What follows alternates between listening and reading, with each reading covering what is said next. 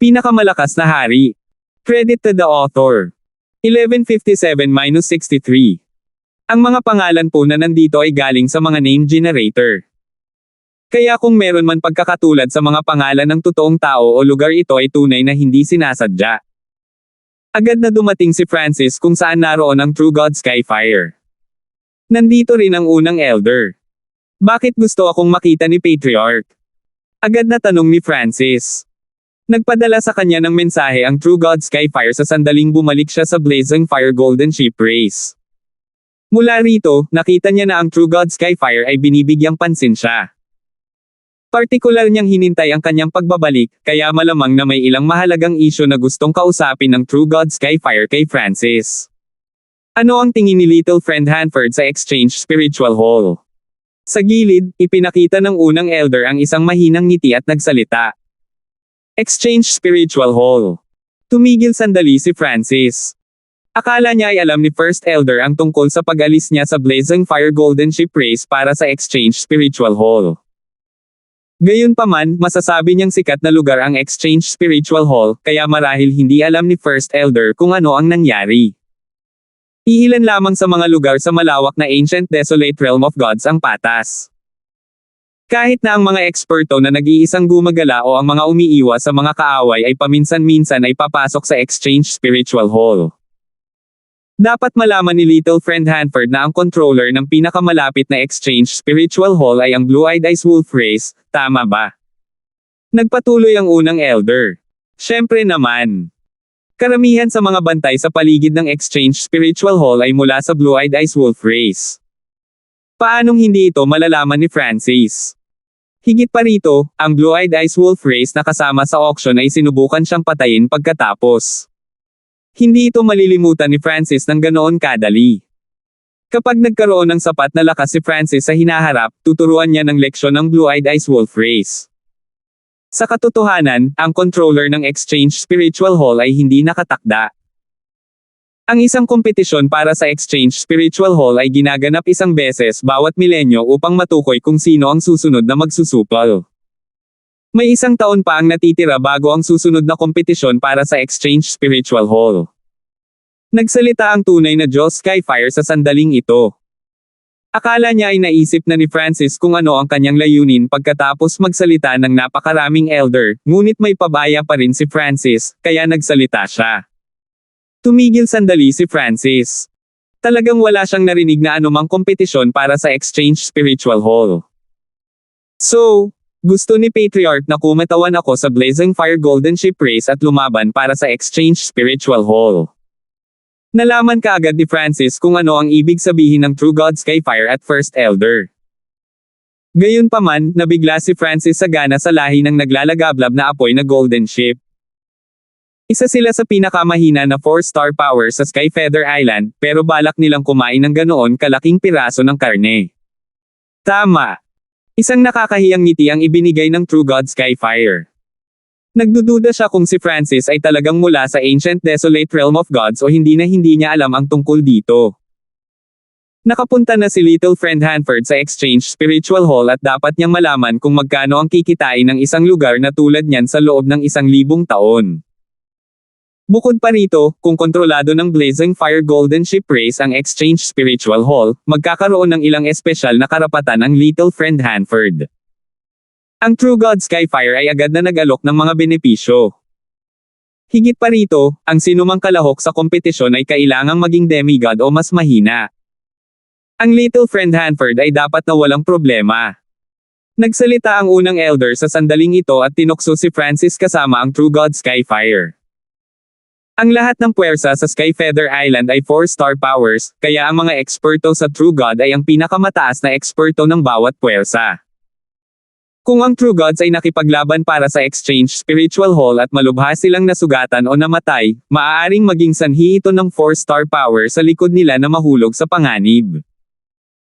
Pagkatapos ng lahat, nagkaroon ng maraming away sa pagitan ng iba't ibang puwersa ng Skyfeather Island, kaya kapag ang isang partikular na lahi ay dahado, malamang na may kaaway na umatake. Sa makatuwid, itinakda ng Skyfeather Island ang panuntunan na ang mga nasa ilalim ng True Gods lamang ang maaaring lumahok sa paglaban para sa Exchange Spiritual Hall. Walang limitasyon sa edad. Mula sa pananaw ng True God Skyfire, ang lakas ni Francis ay karaniwang walang kapantay laban sa sinumang hindi pa tunay na Diyos. Bukod kay Froilan ang disipulo ng Skyfeather Island Lord, wala na siyang kalaban-laban. Walang magiging problema kung sakupin niya ang isang Exchange Spiritual Hall. Napaka-interesado ako sa Exchange Spiritual Hall at maaaring sumang-ayon sa iyong kahilingan, ngunit bumagal ang tono ni Francis, na nagpapataas ng puso ng True God Skyfire at First Elder sa kanilang buong puso. Gusto ko ng 60% ng tubo na nabuo ng Exchange Spiritual Hall. Ang mga salita ni Francis ay halos nagpatalon sa True God Skyfire mula sa kanyang upuan. Gusto ni Francis ng 60% ng kita. Ang Blazing Fire Golden Ship Race ay isang napakalaking 4-star power, ngunit makakakuha lang sila ng 40% habang ang isang tao ay nakakuha ng 60%. Nililigawan sila ni Francis. Ang unang elder ay tumayo na nataranta at tumingin kay Francis ng may pagtataka. Hindi niya inaasahan na si Francis ay magkakaroon ng mga nakakatakot na termino. Siyempre, ang 60% na ito ay hindi lamang kabayaran para sa pagkuha ng Exchange Spiritual Hall. Naging malamig ang ekspresyon ni Francis habang nagpatuloy siya, at ang mga ekspresyon ng True God Skyfire at First Elder ay bumalik sa normal. Malinaw na alam nila ang ibig sabihin ni Francis. Ang naglalagablab na apoy na Golden Ship Race ay mayroon lamang isang tunay na Diyos. Kahit na nakuha nila ang Exchange Spiritual Hall, wala silang lakas na protektahan ito ng mag-isa at magdudulot lamang sila ng kapahamakan sa kanilang sarili. Halimbawa, ang Blue-Eyed Ice Wolf Race na nasa ika-4 na ranggo sa lahat ng puwersa sa Skyfeather Island ay may 3 eksperto sa True God. Napakadali para sa kanila na sirain ang naglalagablab na apoy na Golden Ship Race. Gayunpaman, ang lakas ni Francis ay malamang na umabot sa antas ng isang rank 1 True God. Hanggat tumulong si Francis, nangangahulugan ito na ang lahi ng Blazing Fire Golden Ship ay magkakaroon ng 2 True God level battle powers. Ito ay magtutulak sa kanila sa nangungunang 10 puwersa sa loob ng Skyfeather Island at takutin ang iba pang puwersa. Sa totoo lang, naisip na rin ito ng True God Skyfire at ng First Elder, o kung hindi ay sasabihin nila kay Francis ang tungkol sa isyong ito bago nila makita ang kanyang lakas. Hindi nila inaasahan na malalaman ni Francis ang lahat ng napakalinaw sa murang edad. Maaari akong sumang-ayon sa kahilingan ni Little Friend Hanford, ngunit hindi makakalimutan ni Little Friend Hanford ang tungkol sa Blazing Fire Golden Ship Race pagkatapos mong makapasok sa Heavenly Divine Realm. Ang tunay na Diyos Skyfire ay nag-alinlangan sandali bago pumayag. Mula sa kanyang pananaw, si Francis ay mayroon ng divine body at dapat na makakapasok sa Heavenly Divine Realm anumang oras, ngunit sinadya niyang pinipigilan ang kanyang cultivation upang maging isang mas mataas na ranggo na Diyos sa kanyang tagumpay. Kapag naging demigod si Francis, makakamit niya ang isang maluwalhating titulo quasi-God. Ang sinaunang Desolate Realm of Gods ay may isang antas ng walang katulad na mga kababalaghan. Kapag naabot nila ang antas ng demigod, maaari silang makapasok sa Heavenly Divine Realm na may 100% kumpiyansa, ngunit pinigilan nila ang kanilang cultivation at pinatibay ang kanilang pundasyon upang maging isang mas mataas na ranggo na Diyos. Ang mga walang katulad na prodigy na ito ay mayroon ng kapangyarihang labanan ng isang rank 1, rank 2, o kahit rank 3 True God noong sila ay isang demigod. Hindi angkop na tawagin silang mga demigod sa puntong iyon, kaya tinawag silang mga quasi-gods. Mula sa pananaw ng True God Skyfire, kapag naging demigod si Francis, tiyak na makukuha niya ang titulong quasi-god. Halatang gusto niyang makaakit ng ganitong henyo. Kapag nakapasok na si Francis sa Heavenly Divine Realm, maaari na siyang direktang maging rank 2 God. Mabuti naman. Kailangan lang sabihin sa akin ni Patriarch kung kailan ang laban para sa Exchange Spiritual Hall. Agad na umalis si Francis matapos makitang sumang-ayon ang True God Skyfire. Dahil ang lahat ng lumahok sa paglaban para sa Exchange Spiritual Hall ay mababa sa antas ng tunay na Diyos, ang isyong ito ay hindi nagbigay ng hamon kay Francis. Noong ang tunay na Diyos na si Flynn ay bumaba sa Continent Zone at pinigilan ang kanyang cultivation, nakipaglaban siya sa halos 20 demigod at ilang dosenang Sacred Kings ng mag-isa. Siya ay lubhang kabayanihan at mabangis. Kahit na ang mga eksperto sa Ancient Desolate Realm of Gods ay mas malakas kaysa sa mga eksperto ng Continent Zone, magiging napakadali para kay Francis na harapin ang 7 o 8 demigod gamit ang kanyang rank 1 True God na lakas. Hindi tatanggihan ni Francis ang isang alok na nagbigay sa kanya ng malaking halaga ng mga mapagkukunan at walang anumang panganib. Agad na pumasok si Francis sa pag-iisa pagkatapos bumalik sa kanyang bulwagan.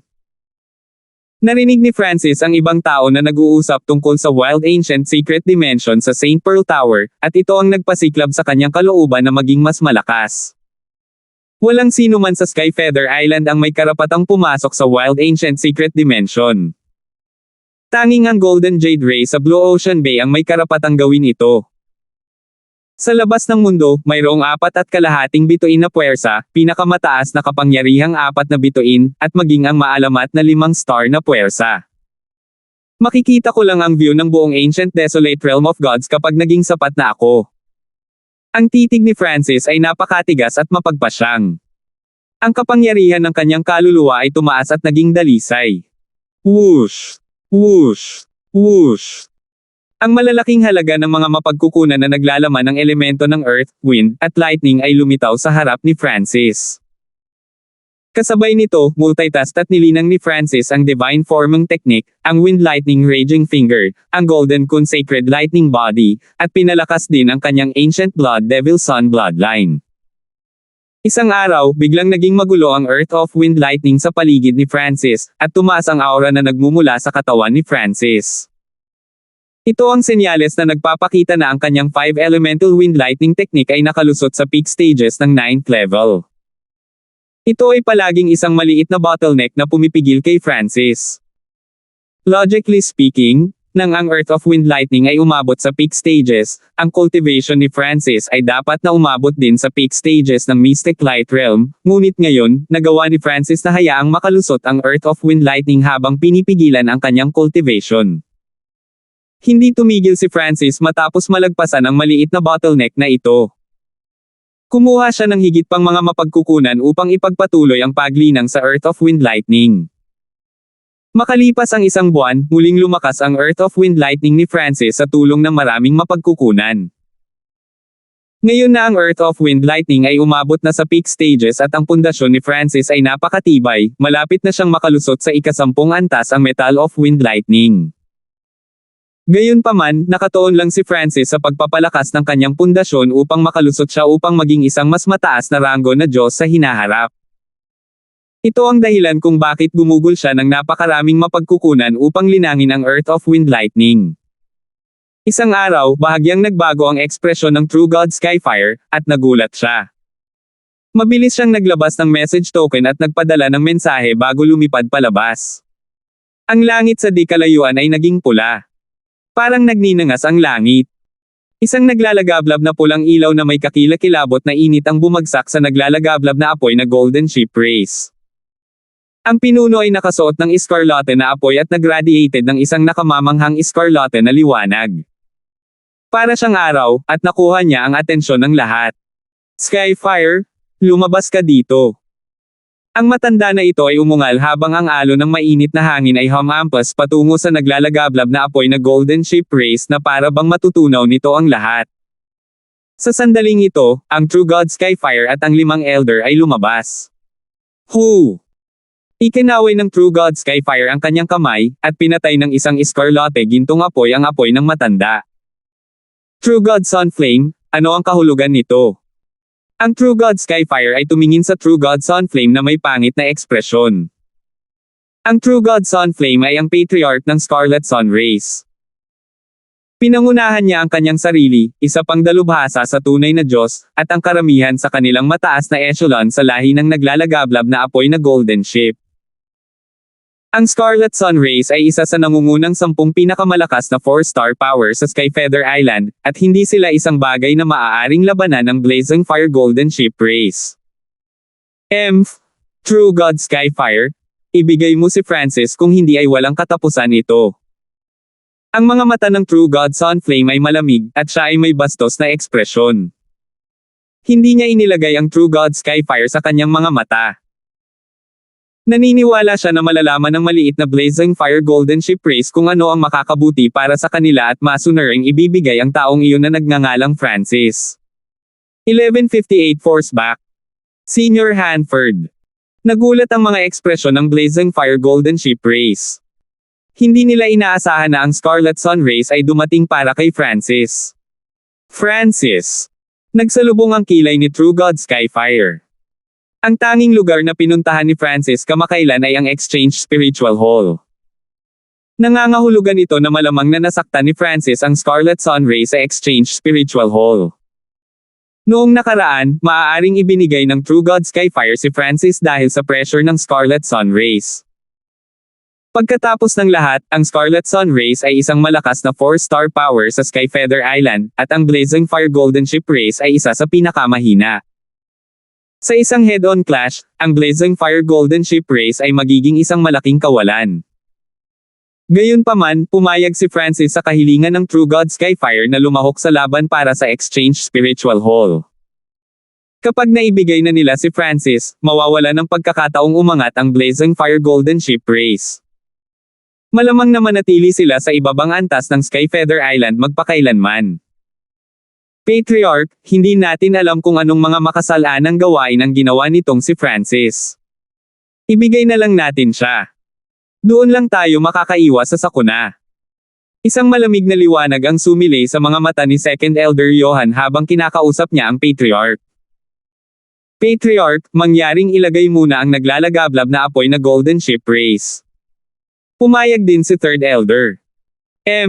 Ibigay mo siya. Sa tabi ng True God Sunflame ay isang nasa katanghaliang gulang na lalaki na naiinip na umimik. Ang taong ito ay True God Giant Flame, isang taong nakalusot sa nakalipas na ilang libong taon. Ito ay dahil sa kanyang hitsura kaya ang Scarlet Sun Race ay nakapag-improve mula sa isang mababang rango na 4-star na kapangyarihan hanggang sa isang panggitnang rango na 4-star na kapangyarihan. Si Francis ang iginagalang na panauhin ng aking lahi. Kung ibibigay ko siya ngayon, paano ako titingnan ng iba sa Skyfeather Island?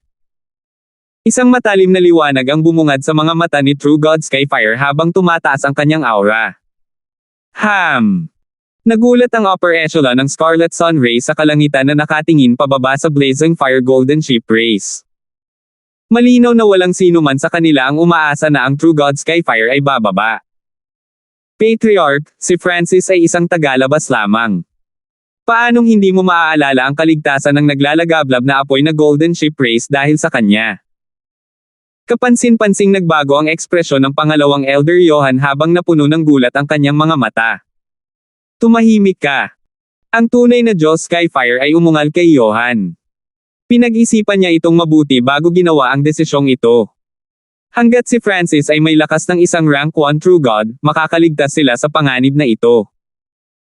Kapag kinuha na nila ang Exchange Spiritual Palace, ang lahi ng naglalagablab na apoy na Golden Ship ay mabilis na mapapalawak. Ginampanan din ni Francis ang mahalagang bahagi kung mababantayan nila ang Exchange Spiritual Hall. Ang True God Skyfire ay itinaya ang lahat kay Francis.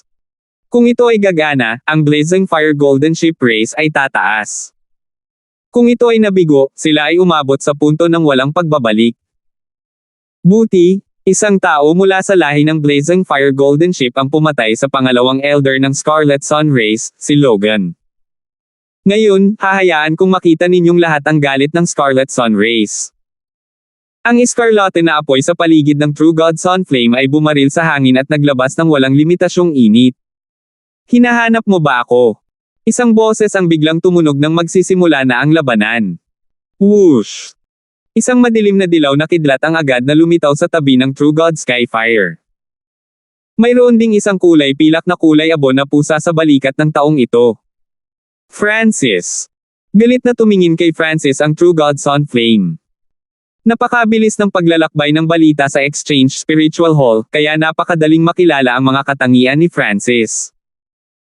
Ang pangalawang elder, pangatlong elder, at ilang iba pa sa lahi ng naglalagablab na apoy na Golden Ship ay nagpahayag din ng galit na mga ekspresyon. Ang Blazing Fire Golden Ship Race ay nahaharap lamang sa ganoong panganib dahil kay Francis, ngunit dahil ayaw ibigay ng kanilang patriarch si Francis, hindi sila nang ahas na gumawa ng anuman. Francis, ang Scarlet Sun Race ay may dalawang rank 1 True Gods. Sabi ng True God Skyfire nang makita niyang dumating si Francis. Ang kanyang kahulugan ay napakalinaw. Hanggat nagawa ni Francis na pigilan ang isa sa mga tunay na Diyos, ang labanang ito ay kasing ganda ng panalo. Pagkatapos ng lahat, ang True God Sunflame ay dumating dito kasama lamang ang isang bahagi ng kanilang mga clansmen, at ito ang pangunahing punong tanggapan ng Blazing Fire Golden Ship Race, kaya ang Blazing Fire Golden Ship Race ay may kalamangan sa mga numero. Dalawang rank 1 True Gods lang ito. Walang dapat ipag-alala.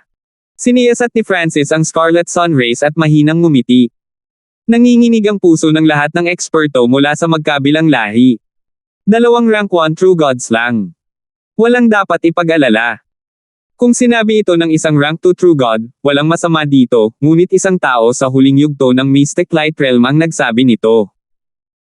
Marami sa Blazing Fire Golden Ship Race ang gustong tumawa, ngunit hindi nila magawa dahil naharap sila sa napakalaking panganib. Natigilan ng True God Skyfire at First Elder, at pareho silang ngumiti. Malinaw, umaasa sila na si Francis ay hindi matatakot sa dalawang rank 1 True Gods, ngunit hindi ba ito ay medyo sobra na? Sa kabilang banda, ang mga miyembro ng upper echelon ng Scarlet Sun Race ay may sobrang pangit na ekspresyon. Ayon sa intel, si Logan ay pinatay ng walang anumang pagtutol, at siya ay isang demigod. Nangangahulugan ito na talagang napakalakas ni Francis. Naitago kaya niya ang kanyang cultivation. Hula ng True God Sunflame sa kanyang puso. Ang taong ito sa huling yugto ng Mystic Light Realm ay napakalmado kahit na nahaharap sa napakalaking panganib. Ito ay nagpabagabag sa True God Sunflame. Pagkatapos ng lahat, siya ay isang tunay na Diyos na nabuhay ng daan-daang libong taon, at hindi siya kumilos ng padalos-dalos. Francis, kung alam mo kung ano ang makakabuti para sa iyo, sumama ka sa amin. Ang True God Giant Flame ay umungal sa sandaling ito. Tingnan ko kung may kakayahan kang gawin ako. Nagpakita si Francis ng mapangasar na tingin. Miyaw-miyaw. Ang maliit na paws ang magnanakaw sa balikat ni Francis ay humarap din sa True God Giant Flame para ipakita ang panghahamak nito. Ikaw. Mabuti. Ngayon, papatayin kita ng personal.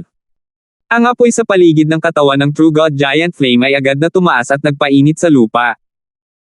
Gusto ko ring masaksihan ang lakas ng isang rank 1 True God. Ang ginintoang puting kidlat ay kumislap sa paligid ng katawan ni Francis habang ang kanyang figure ay tumangkad, at siya ay umabant na parang isang metal na bundok ng kidlat. Ang iba pang miyembro ng dalawang lahi ay hindi gumagalaw. Nagsimulang mag-isip ang pangalawang elder at pangatlong elder. Kung si Francis ay tinapos ng True God Giant Flame, ang problema ay malulutas. Gustong gamitin ng True God Skyfire at First Elder ang pagkakataong ito para makita ang totoong lakas ni Francis. Ang brat na ito ay nangangahas na lumaban sa True God Giant Flame. Huminto ang True God Scarlet Flame. Walang saysay na ang isang napakahuling yugto ng Mystic Light Realm ay nangahas na lumaban sa isang rank 1 True God. Nakapapaso na apoy. Sagradong kidlat na nangingibabaw na suntok. Nagsalpukan ng isang naglalagablab na pulang ilaw at isang bola ng madilim na kidlat. Boom! Isang pagsabog ang tumunog sa langit at lupa habang ang apoy, lupa, at kidlat ay tumakas palabas. Agad na pinaikot ng True God Skyfire ang kanyang divine power para harangin ang natitirang kapangyarihan sa pag-abot sa Blazing Fire Golden Ship Race. Whoosh! Dalawang figure ang bumaril mula sa gitna ng pagsabog. Banal na katawan. Nagulat si True God Giant Flame. Ang isang medyo late stage na Mystic Light Realm ay mayroong divine body of a rank 1 True God. Higit pa rito, nilinang din ni Francis ang isang napakalalim na pamamaraan sa pagpapalakas ng katawan na nagbibigay sa kanya ng malakas na depensa. Ang mga pag-atake ni Francis ay naglalaman din ng kapangyarihan ng God Tribulation Lightning. Kahit na ang True God Giant Flame ay isang rank 1 True God, hindi maganda ang pakiramdam niya ngayon. Sa kabilang panig, naramdaman ni Francis ang matinding kirot sa kanyang dibdib nang magsimulang pumasok ang escarlata na apoy sa kanyang katawan at nasusunog. Ang bloodline ng Scarlet Sun Race ay nagpapahintulot sa amin na magpadala ng kakaibang nakakalaso na apoy sa katawan ng kalaban. Tumawa ng malamig ang True God Giant Flame. Sa palitan ngayon lang, napagtanto niya na si Francis ay walang bloodline ng 10,000 ancient races. Sa Ancient Desolate Realm of Gods, ang isang sinaunang bloodline ay isang simbolo ng katayuan. Kung ang isa ay may kakilakilabot na bloodline, maaaring maagaw pa sila ng pinakamataas na 4-star powers o kahit na 5-star powers. Gayunpaman, sa sandaling ito, biglang lumitaw ang pulang ilaw sa paligid ni Francis. Boom! Si Francis ay natabunan ng isang pulang salamin na parang apoy. Ang aura ng bloodline na ito ay sobrang magulo at mabangis dahil agad nitong nilalamon ang nakakalason na apoy. Nag-evolve ang bloodline ng Ancient Blood Devil Son ni Francis pagkatapos gumamit ng napakaraming mahalagang mapagkukunan at bloodline. Hindi ito mas mahina kaysa sa bloodline ng Scarlet Sun na nirerango sa 8,000 ng 10,000 ancient races. Ano? Nagulat si True God Giant Flame. Wala siyang naramdaman na anumang bloodline mula sa katawan ni Francis kanina, ngunit ngayon, isang malakas na bloodline ang lumitaw sa paligid niya. Mukhang hindi ito sinaunang bloodline, ngunit ang lakas nito ay talagang mas malakas kaysa sa bloodline ng Scarlet Sun. Isang banal na katawan at isang natatanging linya ng dugo. Ang lakas ng labanan ng taong ito ay malamang nakapantay ng True God Giant Flame. Sinuri ng True God Sun Flame batay sa nangyari sa huling ilang segundo. Nangangahulugan ito na ang lahi ng naglalagablab na apoy na gininto ang tupa ay karaniwang mayroong 2 ranggo, isang eksperto sa tunay na Diyos. Kung nagsimula sila ng digmaan ngayon, magreresulta ito sa matinding pinsala sa magkabilang panig. Hindi ko akalain na nagtatago pa pala ng bloodline si Francis. Nagulat si True God Skyfire. Hindi lahat ng nasa Ancient Desolate Realm of Gods ay may sinaunang bloodline. Kahit na ang ilan ay walang mga sinaunang linya ng dugo, ginamit nila ang kanilang sariling pagsisikap upang linangin hanggang sa tuktok. May isang nilalang na tulad nito 100,000,000 taon na ang nakalilipas. Wala siyang anumang bloodline, ngunit siya ay bumangon na parang meteor, natalo ang lahat ng mga kahangahangang tao sa bawat zone, at sa wakas ay naging isang banal na hari sa Ancient Desolate Realm of Gods.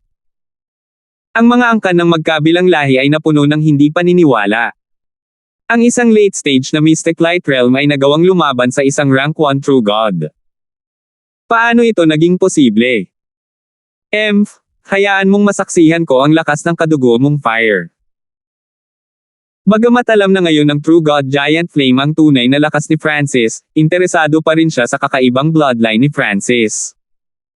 At saka, hindi niya ginamit ang buong kapangyarihan niya sa palitan kanina. Sa pagkakataong ito, dudurugin niya si Francis at babawiin ang kanyang mukha. Boom! Nagsimulang bumulaga ang apoy sa paligid ng True God Giant Flame at nagliwanag ng iskarlate na liwanag. Pagkatapos ay ipapakita ko sa iyo. Napaawang ang bibig ni Francis. Weng! Ang hintuturo ni Francis ay naglabas ng bahagi ng Ice Imperial Spear Seal, at pinagsama niya ang Ancient Blood Devil Sun bloodline dito. Scarlet Sun Divine Fire. Wind Lightning Raging Daliri. Ang dalawang iskarlate na figure ay nagsalubong na parang 2 araw. Sa pagkakataong ito, lumipad ang isa sa mga iskarlate na figure na nag-iwan ng bakas ng apoy sa kanyang likuran. Iyan ay maraming madugong butas ang makikita sa dibdib ng True God Giant Flame, at bumulwak ang dugo mula sa kanila. Giant Flame. Tumawag ang True God Sun Flame. Gumamit ang Giant Flame ng Divine Technique ngayon lang pero dehado pa rin. Nagulat ito sa Sun Flame. Napakalakas mo. Walang masama kung patayin mo si Logan. Tara na. Agad na sinabi ng True God Sun Flame at umalis sa teritoryo ng Blazing Fire Golden Ship Race kasama ang True God Giant Flame at ang iba pa. Ang lakas ay ang lahat sa Ancient Desolate Realm of Gods, at ang lakas na ipinakita ni Francis ay hindi mas mahina kaysa sa isang rank 1 True God. Ngayong ang Blazing Fire Golden Ship Race ay may 2 eksperto na may kapangyarihang labanan ng isang rank 1 True God, ang Scarlet Sun Race ay hindi na maglalakas loob na makipaglaban sa kanila. Lahat mula sa Blazing Fire Golden Ship Race ay nagulat nang umalis ang Scarlet Sun Race. Hindi maalis sa isipan nila ang napakagandang eksenang nakita nila. Nagawa ni Senior Hanford na saktan ng True God Giant Flame mula sa Scarlet Sun Rays. Patriarch, kung wala nang iba pa, aalis na ako. Bati ni Francis bago mawala. Ang Earth of Wind Lightning ni Francis at ang kanyang Ancient Blood Devil Sun bloodline ay gumawa ng maraming improvement kamakailan, ngunit ang True God Giant Flame ay itinuturing na isang bagong True God, kaya walang dapat ipagmalaki sa pagkakasugat sa kanya. Magiging masaya lang si Francis kung masasaktan niya ng husto ang isang matandang True God tulad ng True God Sun Flame. Bumalik ka sa ginagawa mo. Ang tunay na Diyos Skyfire ay umungal at ginaisang ang lahat. Ang naglalagablab na apoy na Golden Ship Race ay nagsimulang dahan-daang bumalik sa normal. Walang sino man sa kanila ang nag-isip na ang Scarlet Sun Race na dumating ng napakabangis ay aalis ng ganoon lang. Nadama ng lahat mula sa Blazing Fire Golden Ship Race na ang karera ay unti-unting tumataas, at ang lahat ay tila nagsimula nang dumating si Francis. 11:59. Si Francis ay nagsimulang mag-cultivate muli matapos pilitin ang Scarlet Sun Race. Sa kanyang kasalukuyang lakas, isinantabi ang Blue Ocean Bay at ang 18 zone ng Ancient Desolate Realm of Gods, hindi man lang siya makagala sa Skyfeather Island ng malaya. Sa tulong ng napakalaking mapagkukunan, nalampasan ni Francis ang maliit na bottleneck sa Earth of Wind Lightning at patuloy na bumubuti. May mga palatandaan ng paglusot sa susunod na antas ng 5 Elemental Wind Lightning Technique. Marami pa ring mapagkukunan ng Earth Elemental. Mas mainam kung i-absorb ko silang lahat, pagkatapos ay makapasok ako sa ika-10 antas ang Metal of Wind Lightning. Patuloy na pinigilan ni Francis ang kanyang cultivation habang sumisipsip siya ng mga mapagkukunan sa sobrang galit. Nakagawa na siya ng napakaraming paghahanda para sa Earth of Wind Lightning, kaya may mga natira pa rin siya kahit na malapit na siyang makalusot. Tungkol sa isa pang issue, ang paglaban ng Sacred Lightning Body ni Francis laban sa God Tribulation Lightning ay napakalakas dahil palagi niya itong ginagamit upang pinuhin ang kanyang Sacred Lightning Body sa loob ng ilang panahon ngayon. Maaari pa itong mag-imbak ng God Tribulation Lightning. Maaari ring direktang i-channel ni Francis ang kapangyarihan ng God Tribulation Lightning mula sa Lightning God Crystal papunta sa kanyang Sacred Lightning Body. Kung gagawin niya iyon, ang Sacred Lightning Body ni Francis ay hindi na magiging isang defensive method lamang at sa halip ay magagamit din ito para sa opensa. Dahil ang Lightning God Crystal ay naglalaman ng napakaraming God Tribulation Lightning, hindi ito nagawang duplicate ni Francis, kaya naghanda siyang sumipsip ng higit pang kapangyarihan ng God Tribulation Lightning at i-duplicate na lang ito mamaya. Baka maghintay na lang din siya hanggang sa lumakas ang soul intent niya. Sa puntong iyon, maiimbak ni Francis ang kapangyarihan ng God Tribulation Lightning magpakailanman. Bagamat hindi niya maduplicate ang Lightning God Crystal, dapat walang problema sa pagdoble sa Misty Spatial World. Isang araw, inilipat ni Francis ang lahat ng mapagkukunan at buhay na bagay sa loob ng Misty Spatial World sa isa pang interspatial na dimensyon. Ang interspatial na dimensyon na ito ay kinuha mula kay Logan. Hindi naman masama ang marka nito. Ito ay malapit sa antas ng isang substandard na item ng Diyos, at maaari rin itong mag-imbak ng mga buhay na bagay. Pagkatapos ay inilagay ni Francis ang Misty Spatial World sa dimensyon ng kanyang kaliwang mata at sinimulang duplicate ito. Binalak ni Francis na bigyan sina Winfred at Wilfred ng tig-iisa para makaalis sila at makapunta sa ibang mga lugar. Gusto rin ni Francis ng isa para sa backup, kaya nangangahulugan ito na kailangan niya ng kabuuang 3 pang Misty Spatial World. Ang pagdoble ng isang substandard na item ng Diyos ay napakahirap at nangangailangan ng maraming oras, kaya ginugol ni Francis ang lahat ng kanyang oras sa pag-iisa. Sa labas ng mundo, nagsimulang maging mas masikip ang Skyfeather Island habang lumilipat ang mga tao sa Exchange Spiritual Hall. Nagtataka ako kung aling mga karera ang makokontrol sa Exchange Spiritual Hall sa oras na ito. Narinig ko na ang isa sa mga henyo ng Green Feather Race ay nakakuha ng mana ng isang tunay na Diyos ng nagkataon at ngayon ay napakalakas. Ang galing ng Shark Tooth Race, si Selden, ay maaari nang makipagpalitan ng ilang suntok sa isang rank 1 True God. Pinag-usapan ng mga eksperto ng iba't ibang lahi sa St. Pearl Tower kung sino ang inaakala nilang mananalo habang kumakain sila ng masasarap na pagkain. Brother Zhang, sabihin sa amin ang tungkol sa mga kahangahangang lahi ng Scarlet Sun Race. Tanong ng isang kabataang kumakain kasama ang isang lalaking maitim na pula ang balat. Ang Scarlet Sun Race ay isang malakas na 4-star force na nireranggo sa nangungunang 10 ng Skyfeather Island. Kahit na ang kanilang mga kahangahangang tao ay maaaring hindi kasing lakas ng nangungunang 5 puwersa, dapat pa rin silang maging napakalakas. Ang Scarlet Sun Race ay hindi sasali sa laban para sa Exchange Spiritual Hall. Awkward na sabi ni Kuya Zhang. Pakiramdam niya ay nawalan siya ng mukha nang sabihin niya ito sa harap ng lahat, ngunit hindi talaga sasali ang Scarlet Sun Race sa laban para sa Exchange Spiritual Hall sa pagkakataong ito. Kuya Zhang, may dahilan ba kung bakit? Nagtatakang tanong ng kaibigan na kasama niyang umiinom. Ang mga nakapaligid na mga customer ay lahat din nakikiusyoso. Ang mga kababalaghan ng Scarlet Sun Race ay hindi kasing lakas ng dati. Napabuntong hininga si Kuya Zhang at sinabing, "Siyempre, hindi talaga ito ang kaso." Ang Scarlet Sun Race ay aktwal na nagsanay ng isang grupo ng mga henyo at pinili ang pinakamalakas sa kanila para sa kompetisyon, ngunit sumuko sila sa Exchange Spiritual Hall pagkatapos nilang salakayin ang Blazing Fire Golden Ship Race kalahating taon na ang nakalipas. Ang lahat ng ito ay dahil sa isang kabataang nagngangalang Francis.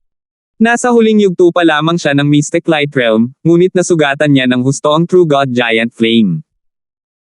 Dahil sa lakas na iyon, nawala ng tiwala ang mga kababalaghan ng lahi. Naroon din si Brother Zhang, nasaksihan ito ng sarili niyang mga mata. Pagkatapos ng kaganapang iyon, ang mga miyembro ng upper echelon ng Scarlet Sun Race ay nakatitiyak na ang pinakamalapit na Exchange Spiritual Hall ay mahuhulog sa mga kamay ng Blazing Fire Golden Ship Race. Ito rin ang dahilan kung bakit hindi naglalaban ang Scarlet Sun Race at ang Blazing Fire Golden Ship Race. Gayunpaman, walang nakakaalam na ang True God Giant Flame ay nasugatan ng hindi kilalang tao mula ng isara ng Scarlet Sun Race ang lahat ng impormasyon. Masasabi ng lahat sa loob ng St. Pearl Tower na ang taong ito mula sa Scarlet Sun Race ay hindi gustong sabihin sa kanila ang totoo. Kahit na curious sila kung ano ang tunay na dahilan, hindi nagtagal ay naakit ang kanilang atensyon ng ibang mga paksa. Sa loob ng isang madilim na palasyong gawa sa yelo sa isang ipinagbabawal na lugar ng Exchange Spiritual Hall. Patriarch, ano ang dapat nating gawin ngayon para sa kompetisyon para sa Exchange Spiritual Hall? Masyadong nakakatakot ang Francis na iyon. Pinatay niya ang demigod at 2 peak stage na Mystic Light Realm expert na ipinadala namin. Malamang, sinalakay ng Scarlet Sun Race ang Blazing Fire Golden Ship Race ngunit bumalik nang hindi man lang lumaban. Siguradong dahil iyon kay Francis. Marami sa mga miyembro ng upper echelon ng Blue-Eyed Ice Wolf Race ang labis na nag-aalala. Sa partikular, ang isang matanda na may asul na mata ay may nag-aalalang ekspresyon. Ang taong ito ay ang elder na nagtukoy ng halaga ng mga bagay na ibinente ni Francis sa auction. Dahil sa kanyang kamangmangan at hindi tamang pagtatansya ng lakas ni Francis, ang Blue-Eyed Ice Wolf Race ay nasaktan kay Francis. Kung nagawa nilang maakit si Francis bago magsimula ang kompetisyon para sa Exchange Spiritual Hall, kung gayon ay wala na talagang problema, ngunit ngayon. Hahaha, hindi mo kailangang mag-alala. Tumawa ang isang masamang elder na nakasuot ng asul na yelo. Agad namang nagulat ang mga miyembro ng upper echelon. Ang patriarka ba ay may ilang espesyal na pamamaraan? Lumabas ka! Tumawa ng masama ang nakaasul na nakasuot na elder, at agad na lumitaw sa tabi niya ang isang figurang nagniningning ng yelo. Ang lalaking ito ay hindi masyadong malamig sa kanyang sarili, ngunit naglabas siya ng nakakapanghinayang sword intent. Bigla niyang itinoon ang kanyang mga mata, at lumitaw ang isang nagyayelong liwanag ng espada. Ang malamig na aura mula dito ay yumanig sa puso ng mga ekspertong ito. Parang sinaksak ang kanilang mga kaluluwa. Anong layunin ng sword? Sino ang taong ito? Isang galaw lang ay napapatingin na ako sa kanya. Maraming mga upper echelon na miyembro ng Blue-Eyed Ice Wolf Race, kabilang ang demigod elders, ang nagulat. Bulan, tama na. Malapit nang lumitaw ang iyong mga tunay na kalaban. Ang nakaasul na matanda ay tumawa ng may pananabik. Ang Exchange Spiritual Hall na ito ay palaging kabilang sa Blue-Eyed Eyes Wolf Race. Sa loob ng Misty Spatial World, 4 na natatanging sacred powers of wind lightning ang bumuo ng whirlpool sa hangin sa itaas ng Francis. Tubig ng hangin kidlat, kahoy ng hangin kidlat, apoy ng hangin kidlat, at lupa ng hangin kidlat ay umiikot ng walang katapusang. Ang Earth of Wind Lightning ay ang pinakamakapal, at ito ay parang alon na patuloy na umiikot. Kasabay nito, ang 4 na sacred powers of wind lightning na ito ay umikot sa sacred power whirlpool ni Francis bilang isang malalim na layunin na sumanib sa kanila. Weng boom! Isang gininto ang sinag ng liwanag ang bumaril mula sa gitna ng sacred power whirlpool at nagradiated ng isang tumatagos na aura. Ang Earth of Wind Lightning ay nagsimulang lumawak at nagbago sa isang gininto ang sacred power of wind lightning. Metal of Wind Lightning, isang nakakasakit na puwersa na mas malakas pa kaysa sa Fire of Wind Lightning. Nagpakita si Francis ng isang masayang ekspresyon. Sa sandaling lumitaw ang Metal of Wind Lightning, hindi na napigilan ni Francis ang kanyang cultivation, at agad siyang nakapasok sa peak stages ng Mystic Light Realm, na kilala rin bilang isang Sacred King sa Continent Zone. Shua! Maraming mapagkukunan at item na naglalaman ng elemento ng metal ang lumitaw sa harap ni Francis. Matagal na niyang inihahanda ang mga mapagkukunang ito para sa Metal of Wind Lightning. Yung kakalabas lang niya ay yung mga lowest graded lang. Weng. Agad na ipinalibot ni Francis ang 5 surge ng Wind Lightning Sacred Power upang maabsorb ang elemento ng metal at pataasin ang Metal of Wind Lightning Sacred Power. Ang halaga ng sacred power ng Metal of Wind Lightning ni Francis ay tumaas sa napakabilis na bilis, at hindi nagtagal ay nakapantay ito sa iba pang 4 na sacred powers ng Wind Lightning. Ang dahilan kung bakit mabilis mabuo ang Metal of Wind Lightning ay dahil pinag-aralan ni Francis ang puno ng ubas na naglalaman ng elemento ng metal upang madagdagan ang kanyang pangunawa sa metal, kaya ang Metal of Wind Lightning na ito ay hindi kakaiba sa kanya. Madaling makabisado ni Francis ang Metal of Wind Lightning. Wind Lightning Raging Daliri. Ipinalibot ni Francis ang Metal of Wind Lightning Sacred Power at itinuro. Isang piercing metal aura ang sumilay sa hangin at bumaril pasulong. Ang Black Destruction Serpent Dragon na nagtatanim sa gilid ay hindi alam na ginagamit ito ni Francis bilang test subject, at wala na itong anumang oras para umiwas. Whoosh! Isang manipis na gintong liwanag ang tumago sa braso nito. Napakalakas na ng brat na ito pagkatapos lang na makapasok sa peak stages ng Mystic Light Realm. Ang Black Destruction Serpent Dragon ay kagagaling lang sa level ng isang demigod, at ang Destruction Dragon body nito ay mas malakas at mas malalim din. Nalampasan na nito ang antas ng isang rank 1 divine body, ngunit tinusok pa rin ito ng daliri ni Francis. Sa kabutihang palad para sa The Black Destruction Serpent Dragon, ang daliri ni Francis ay hindi naglalaman ng kapangyarihan ng God Tribulation Lightning, kaya malapit nang gumaling ang pinsalan nito. Little Black, pinahihintulutan kitang makabawi sa kultibasyon ng isang ranggo na isang tunay na Diyos. Nagsalita si Francis sa sandaling ito. Salamat, Master. Ang sama ng loob na nabuo ngayon ay agad na nawala, at ang Black Destruction Serpent Dragon ay hindi man lang nagalit kay Francis na tinawag siyang Little Black. Nagtagumpay. Bahagyang kumislap ang mga mata ni Francis, at isang gininto ang ripple ng liwanag ang bumungad sa kanyang kaliwang mata. Whoosh! Isang spatial whirlpool ang lumitaw sa himpapawid, at 4 na misty spatial world ang lumitaw. Dahil masyado siyang nakatutok sa paglilinang, ngayon lang napagtanto ni Francis na natapos na niya ang pagdoble sa Misty Spatial World. Agad na ibinalik ni Francis ang lahat ng mga item at buhay na bagay mula sa interspatial na dimensyon pabalik sa Misty Spatial World. Iyong dalawang ito. Inihagis ni Francis ang isa kina Winfred at Wilfred, pagkatapos ay nagpatuloy sa paglilinang pagkatapos magbigay ng ilang mga order. Kailangan kong pagsamahin ang kapangyarihan ng God Tribulation Lightning sa Metal of Wind Lightning. Doon lang magiging hindi masisira ang Metal of Wind Lightning. Ito ay isang plano na matagal nang inihanda ni Francis. Teka, paano kung Pagsamahin ko ang Fire of Wind Lightning at Metal of Wind Lightning. Isang ideya ang biglang lumitaw sa puso ni Francis. Ang Fire of Wind Lightning ni Francis ay naglalaman na ng kapangyarihan ng God Tribulation Lightning. Kung kaya niyang pagsamahin ang Fire of Wind Lightning at ang Metal of Wind Lightning, anong uri ng nakakatakot na kapangyarihan ang lilikha niyan? Tumalon ang puso ni Francis. Gayunpaman, sa sandaling ito, isang mahinang gintong liwanag ang kumislap sa kanyang token ng mensahe. Magsisimula na. Si Francis, na isang taon nang nag-iisa, halos nakalimutan ang tungkol sa kompetisyon para sa Exchange Spiritual Hall. Pagkatapos ng lahat, ang isang labanan laban sa demigods ay walang ibig sabihin sa kanya isang taon na ang nakalipas, pabayaan ngayon. Ang pagtatanim ni Francis ay tumaas lamang, at nilinang niya ang Metal of Wind Lightning. Ang laban para sa Exchange Spiritual Hall ay magiging parang laro ng bata para sa kanya. Sure! Agad na umalis si Francis sa Misty Spatial World. Munting kaibigan Hanford, oras na para umalis.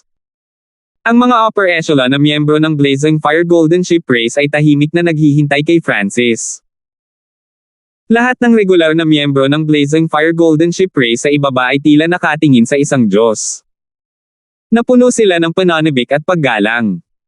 1160. Ang Skyfeather Island ay mayroong 5 Exchange Spiritual Hall. Ang pinakamayamang Exchange Spiritual Hall ay pagmamay-ari ng Skyfeather Island Lord, kaya walang nang ahas na ipaglaban ito. Ang natitirang 4 na Exchange Spiritual Hall ay pinaglabanan ng mga natitirang puwersa ng Skyfeather Island Zone. Ang Blue-Eyed Ice Wolf Race ay ika-4 na nirerango sa mga puwersa ng Skyfeather Island sa mga tuntunin ng lakas, at ito ang pinakamahina sa 4 na puwersa na nagmamay-ari ng Exchange Spiritual Hall. Ito ay dahil sa kadahilanang ito na ang kompetisyon para sa partikular na Exchange Spiritual Hall na ito ay magiging lubhang mahirap. Isang kabuuang 6 na 4-star powers ang lalahok, ngunit ang sitwasyon sa pagkakataong ito ay iba sa dati. Sa halip na ang Scarlet Sun Race, ang Blazing Fire Golden Ship Race ang pinakamahinang puwersa sa lugar ang lumahok. Nang dumating ang Blazing Fire Golden Ship Race sa Exchange Spiritual Hall, kinukutya sila ng ibang mga eksperto at minamaliit. Hindi ko akalain na ang pinakamahinang 4-star power ng Skyfeather Island ay sasali sa laban para sa Exchange Spiritual Hall. Nasanay kaya ang Blazing Fire Golden Ship Race ng isang makapangyarihang demigod genius. Tumigil ka sa pagbibiro. Sigurado akong ipapadala ng Blazing Fire Golden Ship Race ang kanilang unang elder para lumaban. Palaging may ilang mga tao sa karamihan na hindi malakas ngunit gustong kutsain ang iba. Gayunpaman, totoo na ang Blazing Fire Golden Ship Race ay talagang walang mga demigod na henyo.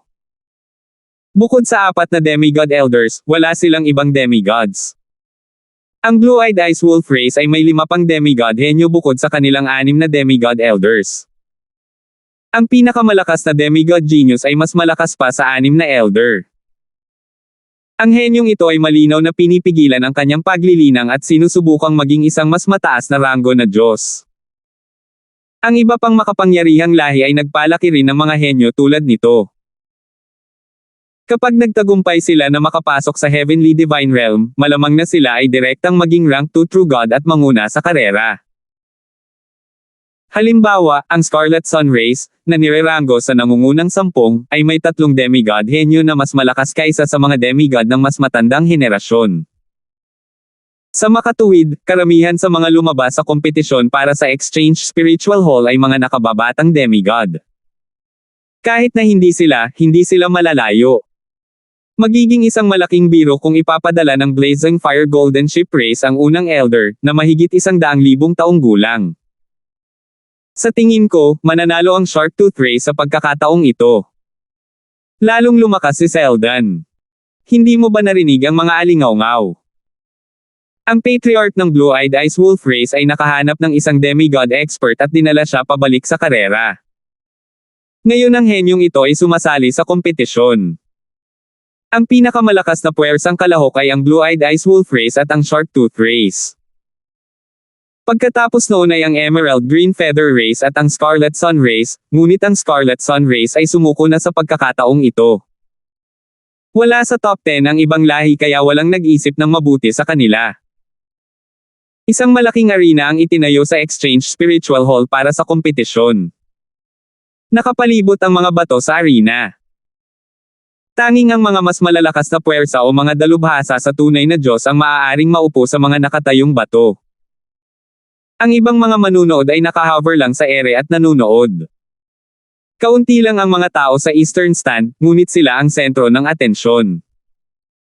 Kabilang sa kanila ang isang tao na maputi ang balat at gwapong mukha. Siya ay may mapagmataas at marangal na ugali. Ito ay si Froilan, ang disipulo ng Skyfeather Island Lord. Marshall Uncle, sino sa tingin mo ang mananalo this time? Tumingin si Froilan sa isang medyo may edad na lalaki sa tabi niya ng may paggalang. Narinig ko na ang Blue-Eyed Ice Wolf Race ay nag-recruit ng isang malakas na demigod genius. Malamang na manalo na naman sila sa pagkakataong ito. Ang lalaking ito ay may madilim at pangit na ekspresyon, na para bang isa siyang multo, at nagsalita siya sa tonong walang pakialam. Puno ng ngiti ang mga miyembro ng Blue-Eyed Ice Wolf Race. Isa lamang sa mga kabataan ang may malamig na ekspresyon, at nakapikit ang mga mata. Sa kabilang banda, ang mga mula sa Shark Tooth Race ay nakaramdam ng labis na pagkabigo at galit, ngunit hindi sila naglakas loob na gumawa ng anuman dahil ang taong nasa harap nila ay True God Gili, isang rank 2 True God ng Skyfeather Island. Siya at si Froilan ang mga hurado para sa kompetisyon ng Exchange Spiritual Hall, at ang isang judge na nagsasabing mananalo ang Blue-Eyed Ice Wolf Race sa harap ng lahat ay nangangahulugan na ang True God Gili ay nakatayo sa gilid ng Blue-Eyed Ice Wolf Race. Gayunpaman, ang Shark Tooth Race ay naniniwala na ang True God Gili ay tatayo sa kanilang panig hanggat kaya nilang talunin ang Blue-Eyed Ice Wolf Race at kumuha ng sapat na kayamanan. Seldan, ingatan ang iyong lakas at mag-ingat kay Bulan mula sa Blue-Eyed Ice Wolf Race. Sabi ng patriarch ng Shark Tooth Race sa isang malaking lalaki na nagpapalabas ng mabangis na aura. Dino, tulungan mo si Seldan. Sabi ng patriarch ng Shark Tooth Race sa isa pang henyo. Mayroong 2 yugto sa kompetisyon ng Exchange Spiritual Hall. Papasok sa arena ang mga eksperto ng bawat puwersang kalahok, at ang 4 na natitira lamang ang maaaring umakyat sa ikalawang yugto. Pagdedesisyonan ng mananalo sa ikalawang yugto. Ang bawat puwersa ay maaaring magpadala ng 2 tao sa unang yugto, ngunit sa katotohanan, ang misyon ng pangalawang tao ay ang protektahan ang pinakamalakas na eksperto sa karera upang mapanatili nila ang kanilang lakas para sa ikalawang round. Dahil nandito na ang lahat, pwede na tayong magsimula. Sinabi ng tunay na Diyos na si Gili sa garalgal na tinig mula sa silangan na kinatatayuan ng bato. Magsisimula na. Sumiklab ang usapan sa mga manunood. Whoosh! Whoosh! Whoosh! Mahigit 10 malalakas na aura ang agad na tumalon papunta sa arena. Dahil may 6 na kalahok na puwersa sa pagkakataong ito, dapat ay may 12 tao sa arena, ngunit sa halip, 11 lang. Ang lahat ay hindi maiwasang tumingin kay Francis, na kumakatawan sa naglalagablab na apoy na Golden Ship Race. Naglakas loob silang lumahok sa isang tao lang. Hindi ba sila magpapahiya sa kanilang sarili? Hindi ba ang lahi ng naglalagablab na apoy na Golden Ship ay may ilang mga demigod elders? 2 tao man lang ay madaragdagan ng kaunti ang kanilang mga pagkakataon.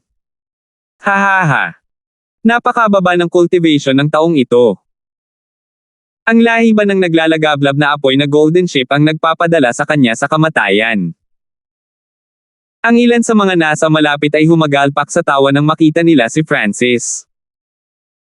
Maraming mga henyo sa arena ang nagsiwalat din ng mapanghamak na tingin. Hindi ko alam kung saan ka kukuha ng lakas ng loob na lumahok sa kompetisyong ito sa pamamagitan lamang ng paglilinang ng isang napakaliit na yugto ng Mystic Light Realm. Ang pinakamalakas na eksperto ng Emerald Green Feather Race ay may ngiti ng panunuya.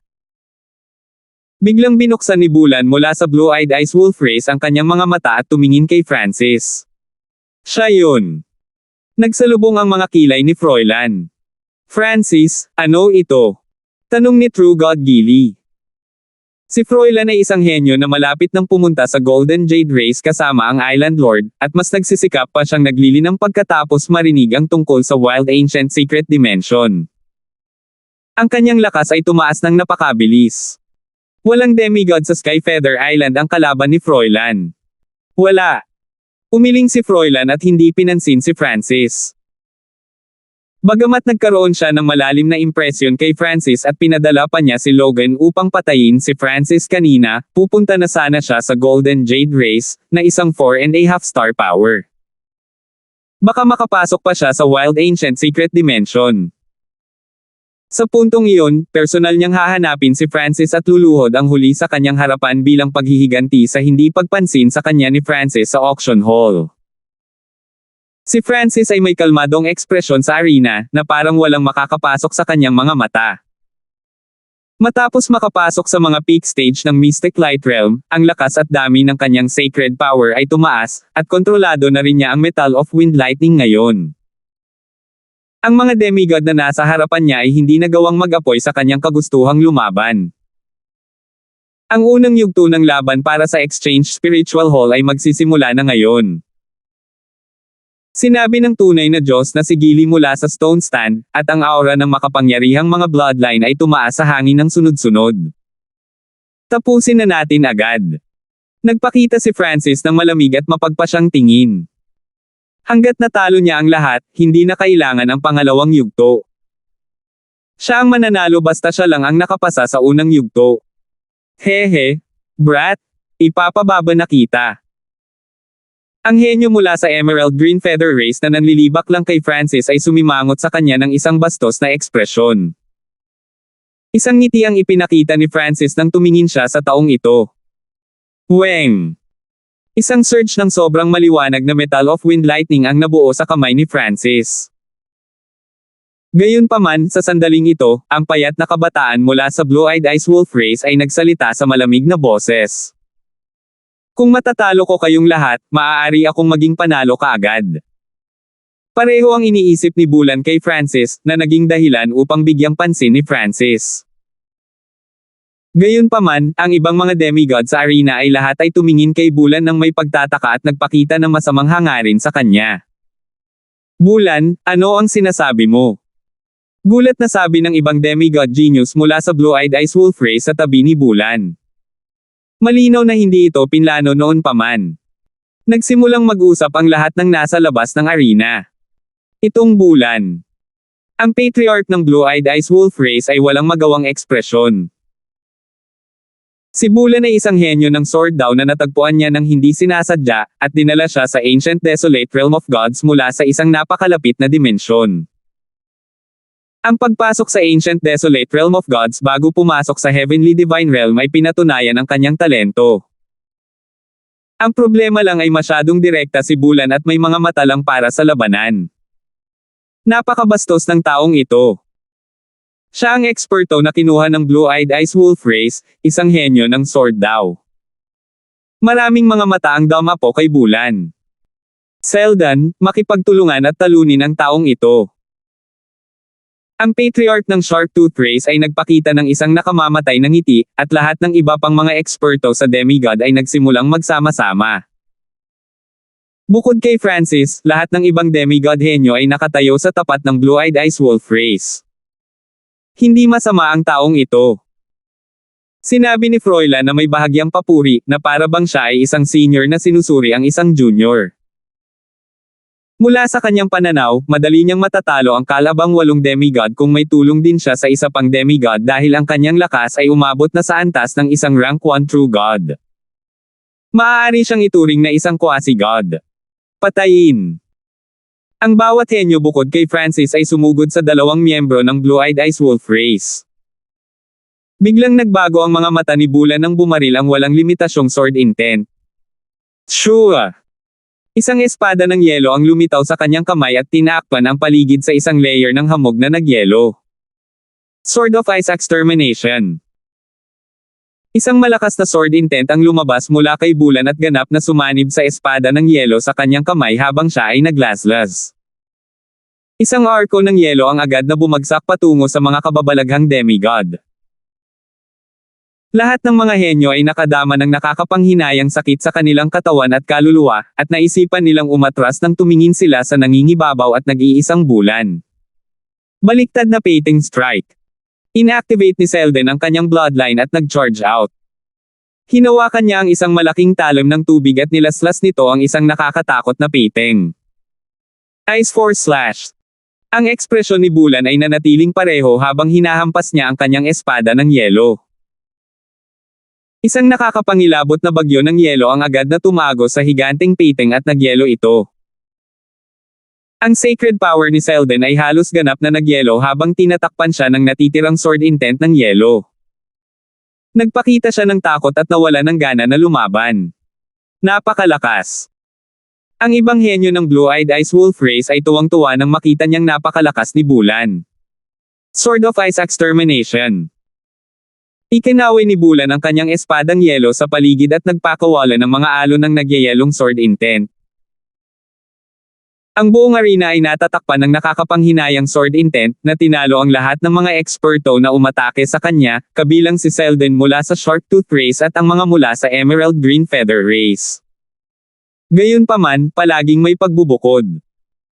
Si Francis ay hindi kumilos sa simula at tahimik na pinanood ang lahat ng ito. Inakala ng karamihan na si Francis ay natakot at agad siyang nakalimutan. Ibig sabihin kailangan ko lang siyang talunin. Hindi nagbago ang ekspresyon ni Francis. 1161.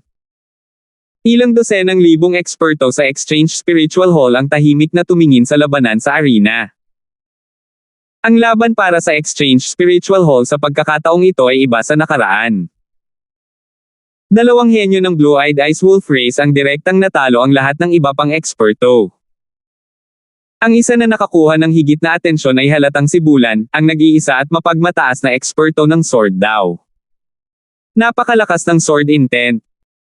Ito ba ang lakas ng isang eksperto na naglilinang ng daw ng espada? Siya ay naging isa na sa espada. Ang hindi mabilang na mga eksperto na nanunood ay namangha sa pagganap ni Bulan.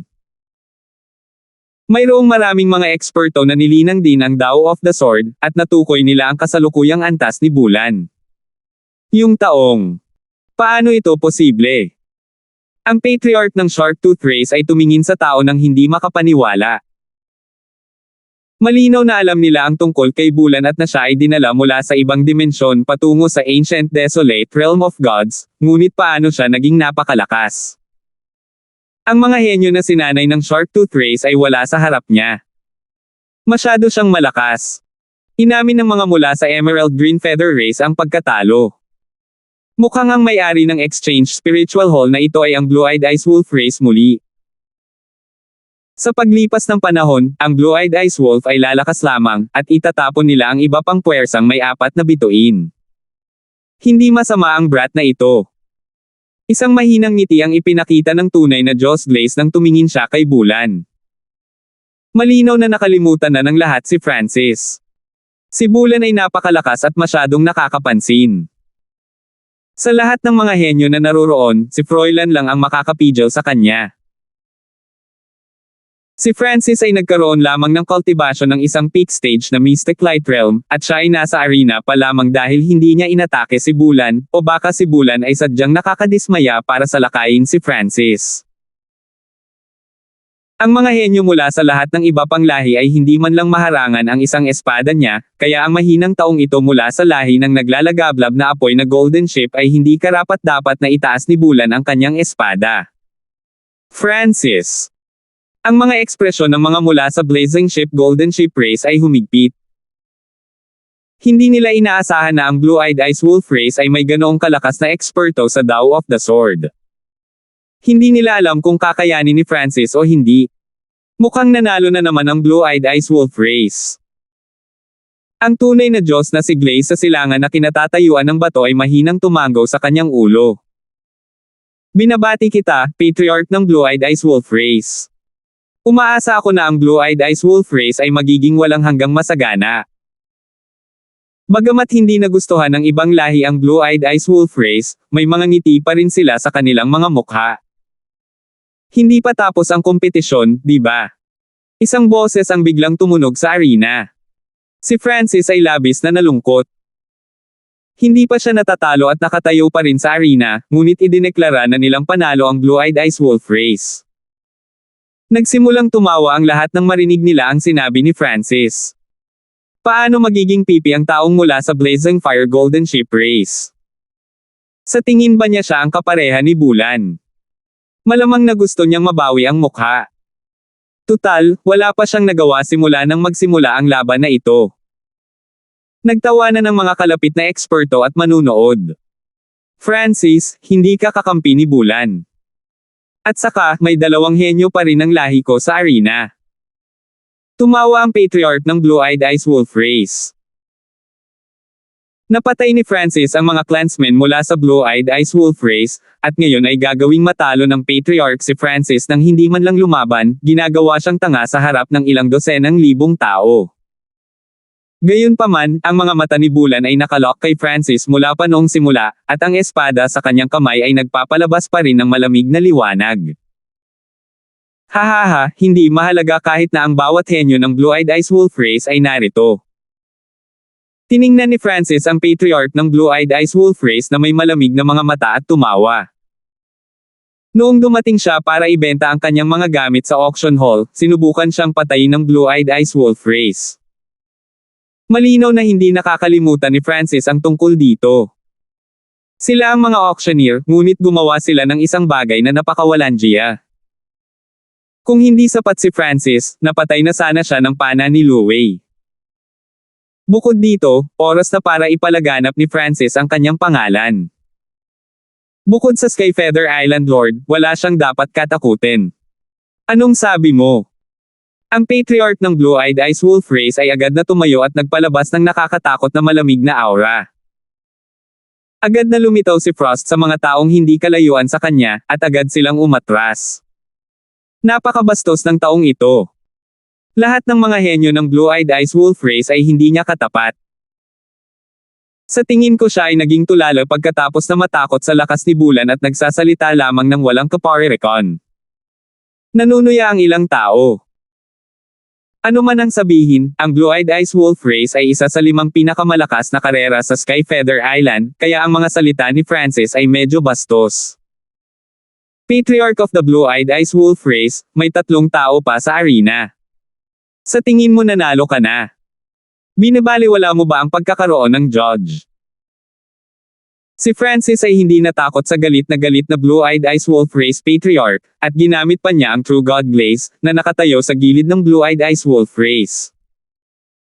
Bagamat ang True God Glaze ay may kinikilingan sa Blue-Eyed Ice Wolf race, nandoon pa rin ang mga patakaran, at sila ay itinakda ng Skyfeather Island Lord.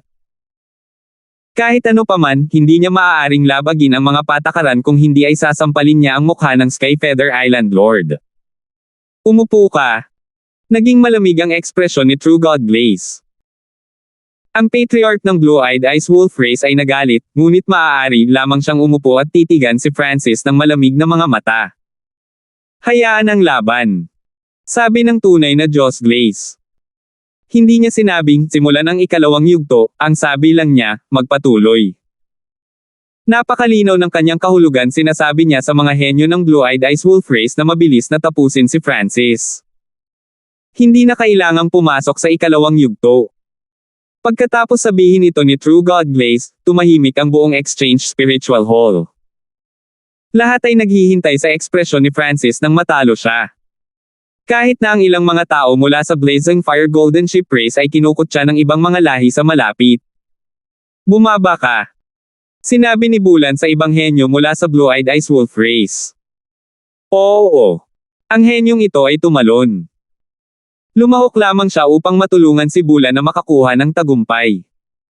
Matatalo ni Bulan si Francis sa isang espada, kaya walang saysay na manatili siya.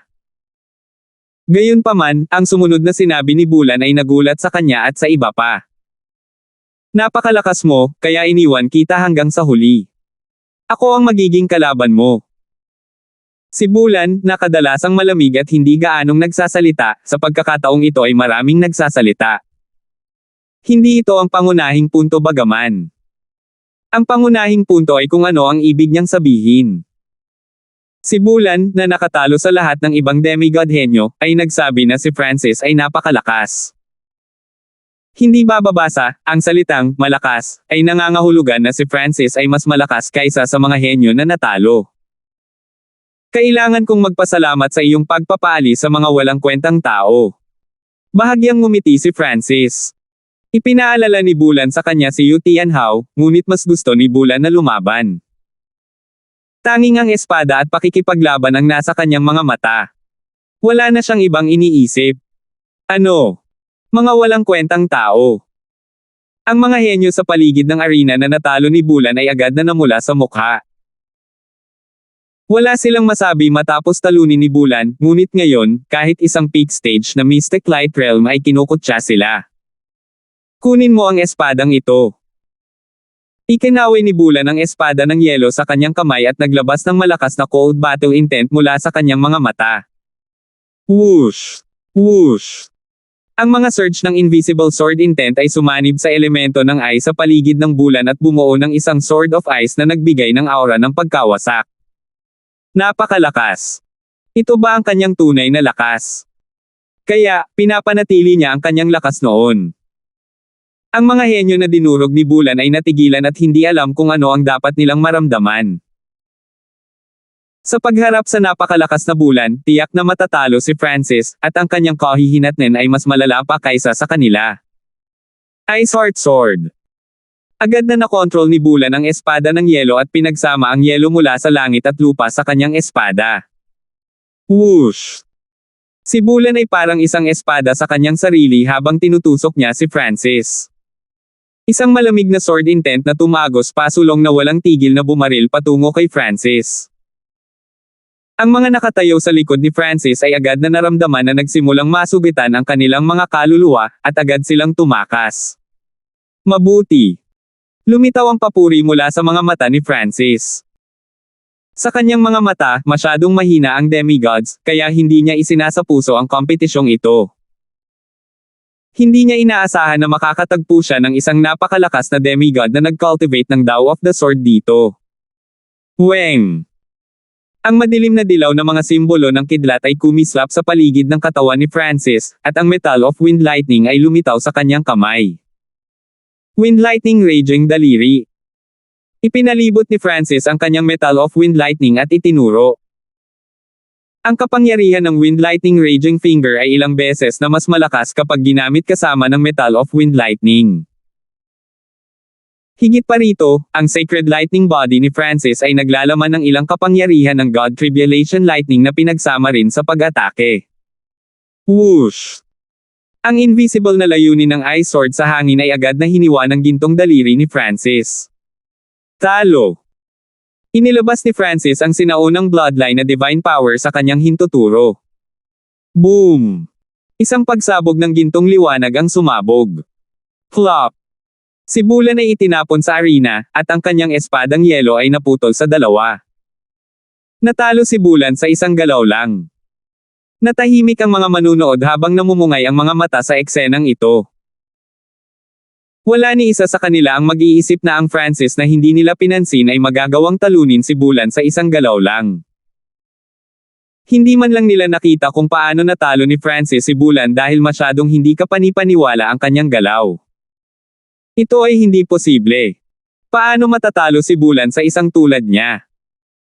Ang mga henyo na dinurog ni Bulan ay natigilan, at tumingin sila kay Francis na tulala.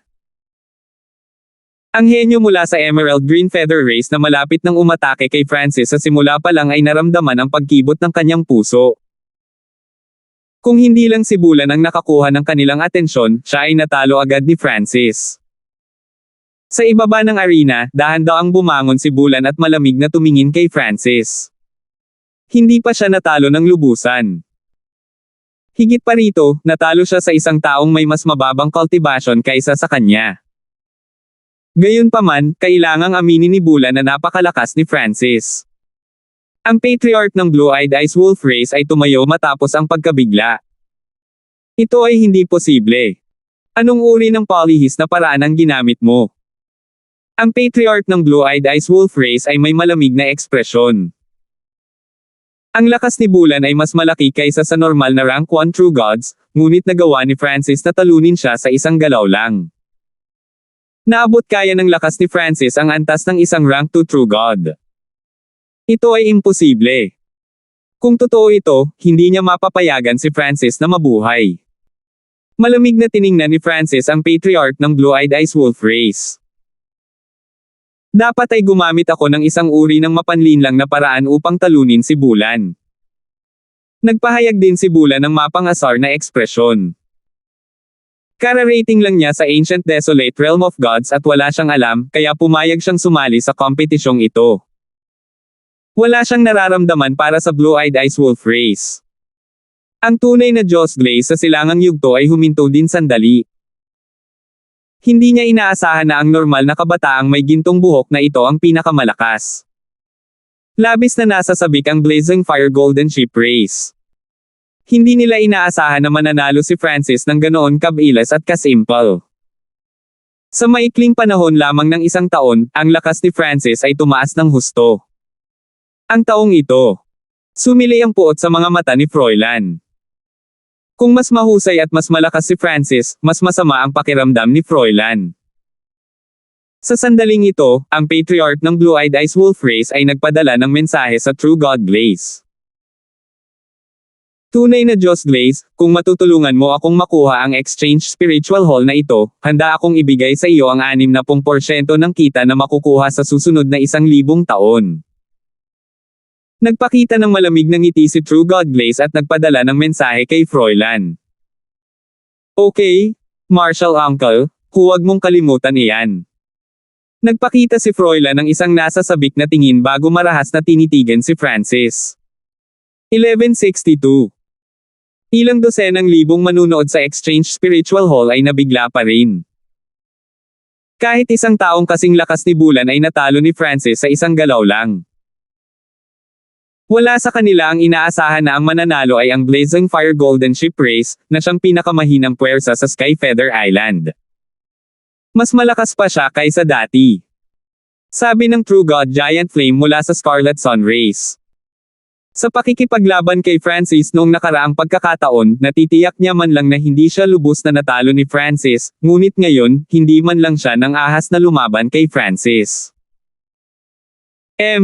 Ano ang silbi ng napakaraming Blazing Fire Golden Ship race na namamahala sa Exchange Spiritual Hall sa loob ng 1,000 taon? Ang patriarch ng Sharktooth race ay malamig na humagulgol. Bagamat hindi masyadong maganda ang performance ng Sharktooth race sa laban para sa Exchange Spiritual Hall, hindi bababa sa ang tagumpay ay hindi kabilang sa Blue-Eyed Ice Wolf race. Kahit na nagawang kontrolin ng Blazing Fire Golden Ship race ang Exchange Spiritual Hall sa loob ng 1,000 taon, hindi sila makakamit ng marami dahil sila ay masyadong mahina. Nang maisip ng lahat na ang saksi mula sa Skyfeather Island ay mag-aanunsyo ng Blazing Fire Golden Ship race bilang ang mananalo, tumayo si Froilan. Teka, naalala ko lang na ikaw si Francis, ang masamang tao na pumatay sa napakabuting kaibigan kong si Logan. Nanghihinayang sabi ni Froilan habang ang deadline ay sumilay sa kanyang mga mata. Ang iyong napakabuting kaibigan. Nagpahayag si Francis ng nagulat na ekspresyon. Bagamat hindi masyadong maganda ang kanyang impresyon kay Froilan, hindi niya akalain na masasabi ni Froilan ang ganito. Bumalik sa auction hall, agad na humingi ng tawad si Logan matapos malaman ang pagkakakilanlan ni Froilan. Iyon ba ay isang bagay na gagawin ng napakabuting kaibigan? Malinaw na si Froilan ay naghahanap lamang ng dahilan para kumilos laban kay Francis, ngunit talagang pinatay ni Francis si Logan sa harap ng Exchange Spiritual Hall. Malinaw na nakita ito ng lahat, kaya hindi niya ito maitatanggi. Hindi ba ako? Tumingin si Froilan sa True God Sunflame sa gilid. Tama, si Young Sir Froilan at Logan ay matalik na magkaibigan. Ang True God Sunflame ay nag-alinlangan saglit bago nagsalita sa pamamagitan ng pagngangalit ng mga ngipin. Ang Scarlet Sun race ay hindi nang ahas na lumaban sa Skyfeather Island. Higit pa rito, kapag matagumpay na nakapasok si Froilan sa Heavenly Divine Realm, mas lalakas ang puwersa ng Skyfeather Island Lord. Bukod pa rito, hindi masyadong maganda ang relasyon sa pagitan ng Blazing Fire Golden Ship Race at ng Scarlet Sun Race, kaya hindi na kailangang masaktan pa rin ng Scarlet Sun Race si Froilan. Ang lahat ng mga eksperto ng iba pang puwersa ay nagsimula ring maunawaan na ang Skyfeather Island ay naghahanap lamang ng dahilan upang kumilos laban kay Francis, ngunit hindi sila nang ahas na magsabi ng kahit ano. Ang pinakamalakas na puwersang naruroon ay ang Blue-Eyed Ice Wolf Race, at halatang magugustuhan nila kung kayang tapusin ni Froilan si Francis. Ang Exchange Spiritual Hall ay magiging kanila. Nataranta ang tunay na Diyos Skyfire at kasama, at nakatayo sila roon ng may pait. Bagamat nanalo sila, gusto ng mga hurado ng kompetisyon na kumilos laban kay Francis. Sa mundong ito, lakas ang lahat. Kung ang isa ay hindi sapat na malakas, walang bagay na tulad ng pagiging patas. So, anong gusto mo? Malamig ang ekspresyon ni Francis habang sinasabi niya.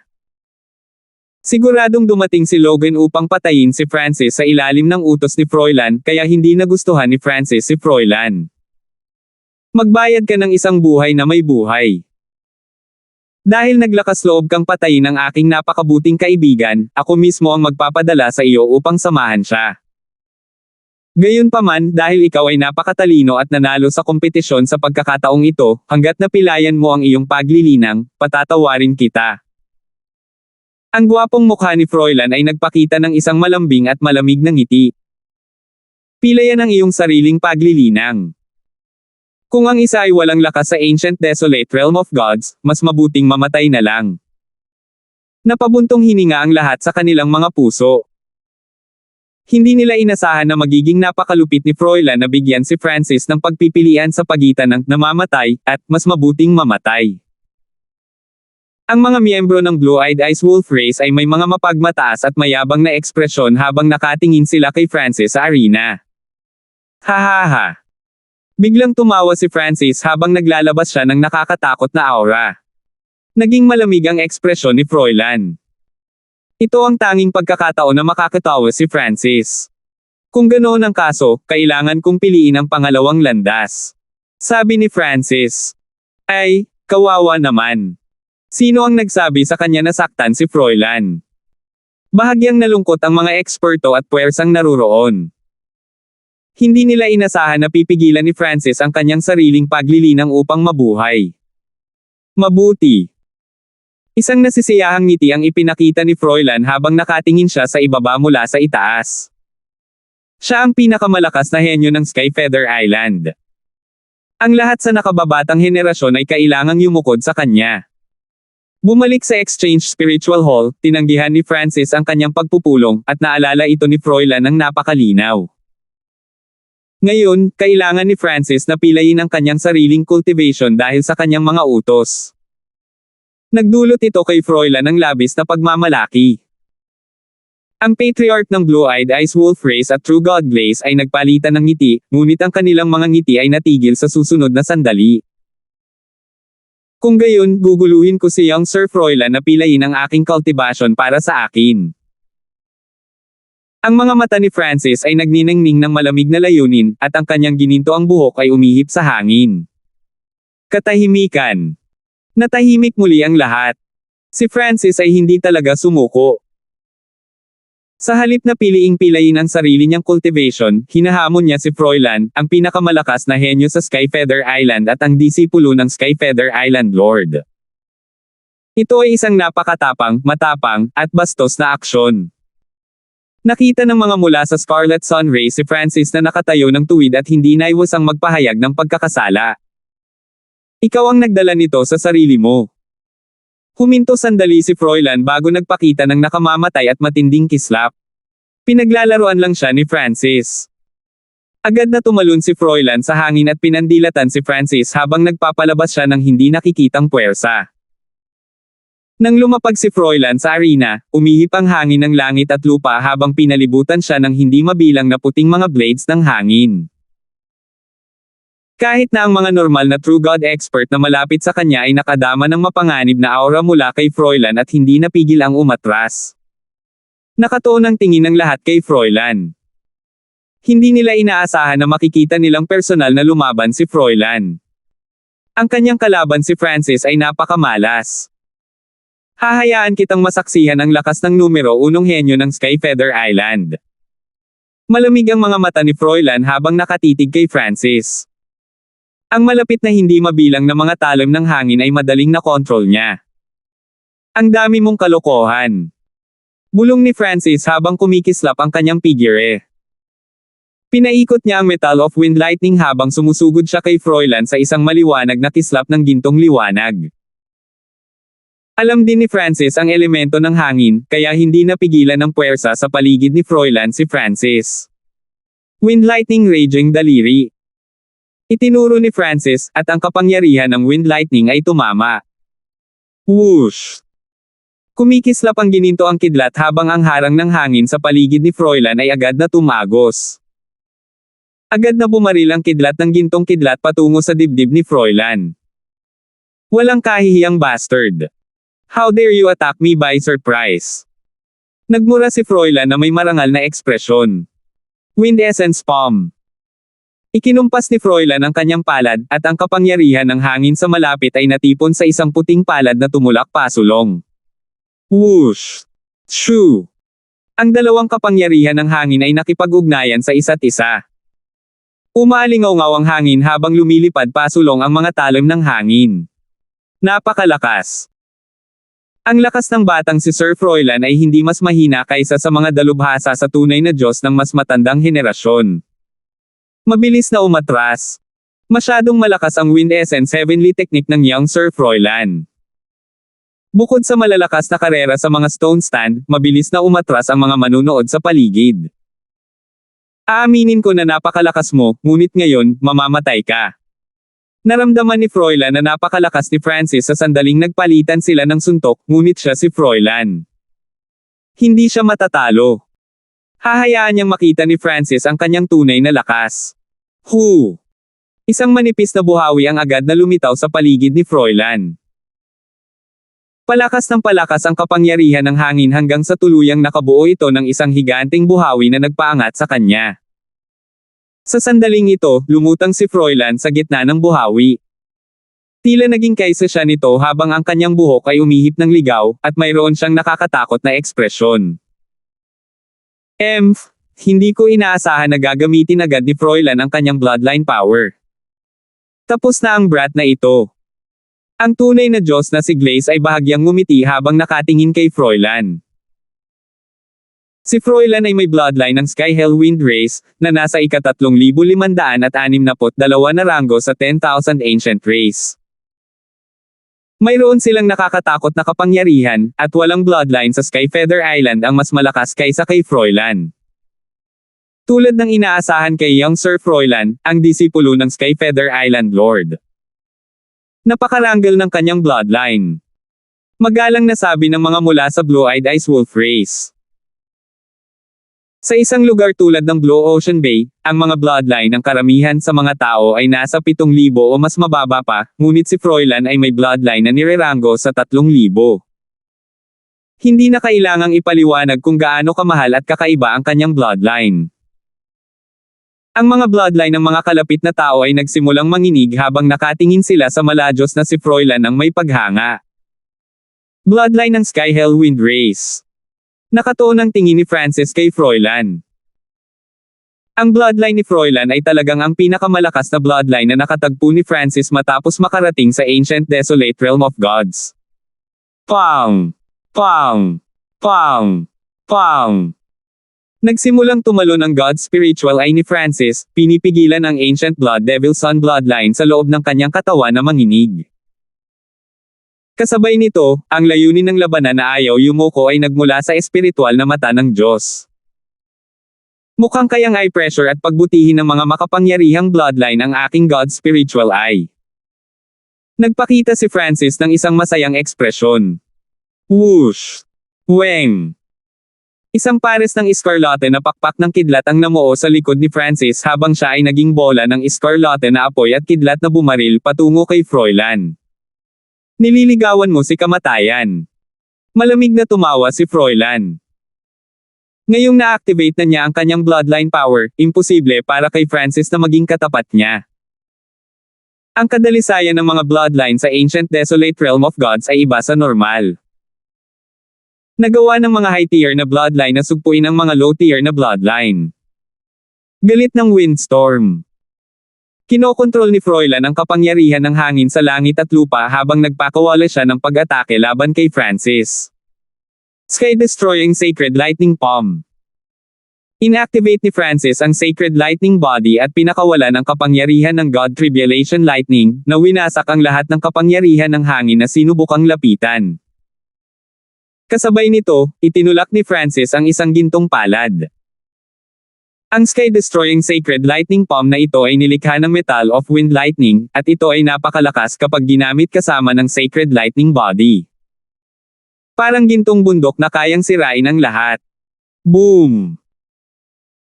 Nagpakita si Froilan ng nabigla na ekspresyon habang siya ay tinamaan ng presyon ng hangin ng palad ni Francis, ngunit dahil siya ay may bloodline ng Skyhell Wind Race, ang kanyang pagtutol sa elemento ng wind ay bahagyang mas malakas.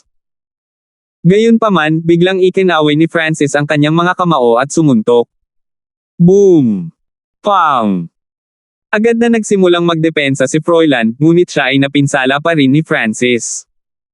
Paano ito posible? Iniluwa ni Froilan ang isang subo ng sariwang dugo sa hindi makapaniwala. Paano magiging mas malakas si Francis sa isang iglap? Na-activate na niya ang kanyang bloodline power pero hindi ba't kalaban ni Francis? Hindi lang si Froilan ang nagulat. Ang lahat ay hindi naniniwala dito, at ang mga pagsabog ay umalangaw-ngaw sa kanilang isipan. Na-activate na ng batang Sir Froilan ang bloodline ng Skyhell Wind Race pero dehado pa rin. Paano ito naging posible? Sky Feather. Umungol si Froilan nang lumitaw ang isang pamaypay na gawa sa mga balahibo sa kanyang kamay. Ang purong puting balahibo dito ay nagradiated ng isang hindi nakikitang banal na kapangyarihan ng hangin. Ang Sky Feather na ito ay isang nakatagong card na ibinigay sa kanya ng Sky Feather Island Lord. Isa itong mababang antas na banal na sandata. Bilang pinakamalakas na henyo ng Sky Feather Island, hindi siya pinayagang matalo. Kinailangan niyang talunin at ipahiya si Francis sa sobrang lakas. Maaari kang mamatay ng mapayapa pagkatapos malaman na pinilit mo akong gamitin ang aking banal na sandata. Ang ekspresyon ni Froilan ay kakaibang nakakatakot. Tanging malalakas na true god sa Sky Feather Island ang may divine weapons. Ang mga normal na demigod ay hindi nakakuha ng isang banal na sandata, at kahit na nakuha nila, mahirap para sa kanila na kontrolin ito. Gayunpaman, napakatalino ni Froilan at nagamit niya ang kapangyarihan ng banal na sandata na ito pagkatapos magsanay dito sa mahabang panahon. Ngunit sa susunod na sandali, hindi niya maiwasang tumingin sa kaliwang mata ni Francis. Tila nakakita siya ng lilang at gintong ambon, at hindi niya mahanap ang labasan sa mundong ito. Whoosh! Weng! Isang kidlat ng iskarlata ang bumungad sa kanyang mga mata. Boom! Nakaramdam si Froilan ng matinding pananakit ng kanyang tiyan, at nagising siya mula sa ilusyon. Pang! Boom! Lumipad si Froilan sa malaking stone stand sa likod niya habang si Francis ay lumutang sa hangin at hawak ang Sky Feather na kakalabas lang ni Froilan. Magiging mahirap kung ginamit ni Froilan ang banal na sandata pagkatapos ay activate ang kanyang bloodline power, kaya ginamit ni Francis ang Forbidden Illusion Lost World laban kay Froilan nang walang pag-aalinlangan. Madaling na-control ni Francis si Froilan sa kanyang mga ilusyon. Natalo si Froilan. Sino ang taong ito? Naghiyawan ang mga manunood. Si Froilan ay hindi kalaban ni Francis kahit na na-activate ang kanyang bloodline power, kaya naglabas siya ng isang divine weapon ngunit napahiya muli. Ngayon, kahit ang kanyang banal na sandata ay inalis na. Si Froilan ay lubos na natalo kay Francis. Napakalakas. Sa gilid, pinanood ni Bulan ang laban mula simula hanggang wakas. Hindi nagkataon lang na matatalo siya ni Francis sa isang galaw. Talagang may lakas siya. Hindi ba mapilaya ni Young Sir Froilan ang aking cultivation? Bakit ang bait mo sa akin? Malamig na tumawa si Francis habang dahan-dahan siyang naglakad patungo kay Froilan. Papatayin kita. Si Froilan ay umungal sa galit habang ang kanyang mga mata ay namumula sa dugo, ngunit ang takot ay lumitaw sa kanyang puso nang makita niya si Francis na dahan-daang naglalakad. 1163. Sa sandaling ito, nakahiga si Froilan sa isang butas na may galit na ekspresyon, ngunit nagpakita siya ng mga palatandaan ng takot sa kanyang mga mata nang lumapit si Francis. How dare you sakta ng isang tao mula sa Skyfeather Island? Ang tunay na Diyos na si Glace ay biglang tumayo mula sa eastern stand at nagpalabas ng nakakatakot na presyon. Ang puwersa ng isang ranggo ng dalawang tunay na Diyos ay naging dahilan upang manginig ang puso ng lahat ng naroroon, at napaatras sila ng ilang hakbang. Hihihi, siguradong mamamatay ang brat na ito ngayon. Ang mga mula sa Blue-Eyed Ice Wolf Race ay malamig na tumawa sa kanilang mga puso nang makita nilang nagalit si True God Glace. Bagamat natalo ni Francis si Froilan, na lubhang nakakabigla, kailangang kumilos si True God Glace ngayong nasugatan si Froilan. Nangangahulugan ito na si Francis ay mamamatay ng walang pag-aalinlangan. Nagsalubong ang mga kilay ni Francis nang maramdaman niya ang nakakatakot na puwersang ito. Lumahok lamang siya sa kompetisyon para sa Exchange Spiritual Hall upang makontrol ito. Gustong-gusto niyang patayin si Froilan, ngunit hindi niya ginawa dahil naruroon ang True God Glace at dahil si Froilan ay disipulo ng Skyfeather Island Lord. Gayunpaman, lumitaw ang hangarin sa pagpatay sa puso ni Francis matapos makita na sasalakayin pa rin siya ng tunay na Diyos na si Glace. Sky-penetrating finger. Ang hintuturo ni Francis ay nagradiated ng aura ng isang sinaunang bloodline na lumabas sa tabi ng isang tumutusok na metal of wind lightning. Ang sky-penetrating finger ay napakabilis, at ang kapangyarihan nito ay inilabas sa pinakamataas na potensyal nito kapag ginamit kasama ng metal of wind lightning. How dare you?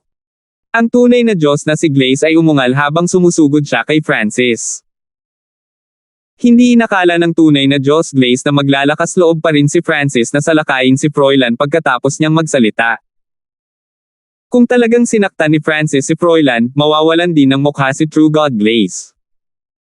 Gayunpaman, ang pamamaraan ng daliri ni Francis ay napakabangis. Kahit isang rank 2 True God ay hindi ito mapigilan. Gustong patayin ni Francis si Froilan. Tumibok ang puso ng ilang dosenang libong manunood. Itong peak stage na Mystic Light Realm na tao ay nang-ahas na patayin si Froilan. Jow! Francis! Naramdaman ng mga mula sa Blazing Fire Golden Ship Race ang kanilang mga puso na kumikibot. Papatayin ni Francis ang disipulo ng Skyfeather Island Lord. Hindi nila akalain na ang kompetisyon para sa Exchange Spiritual Hall ay haantong sa ganito. Papatayin niya ako.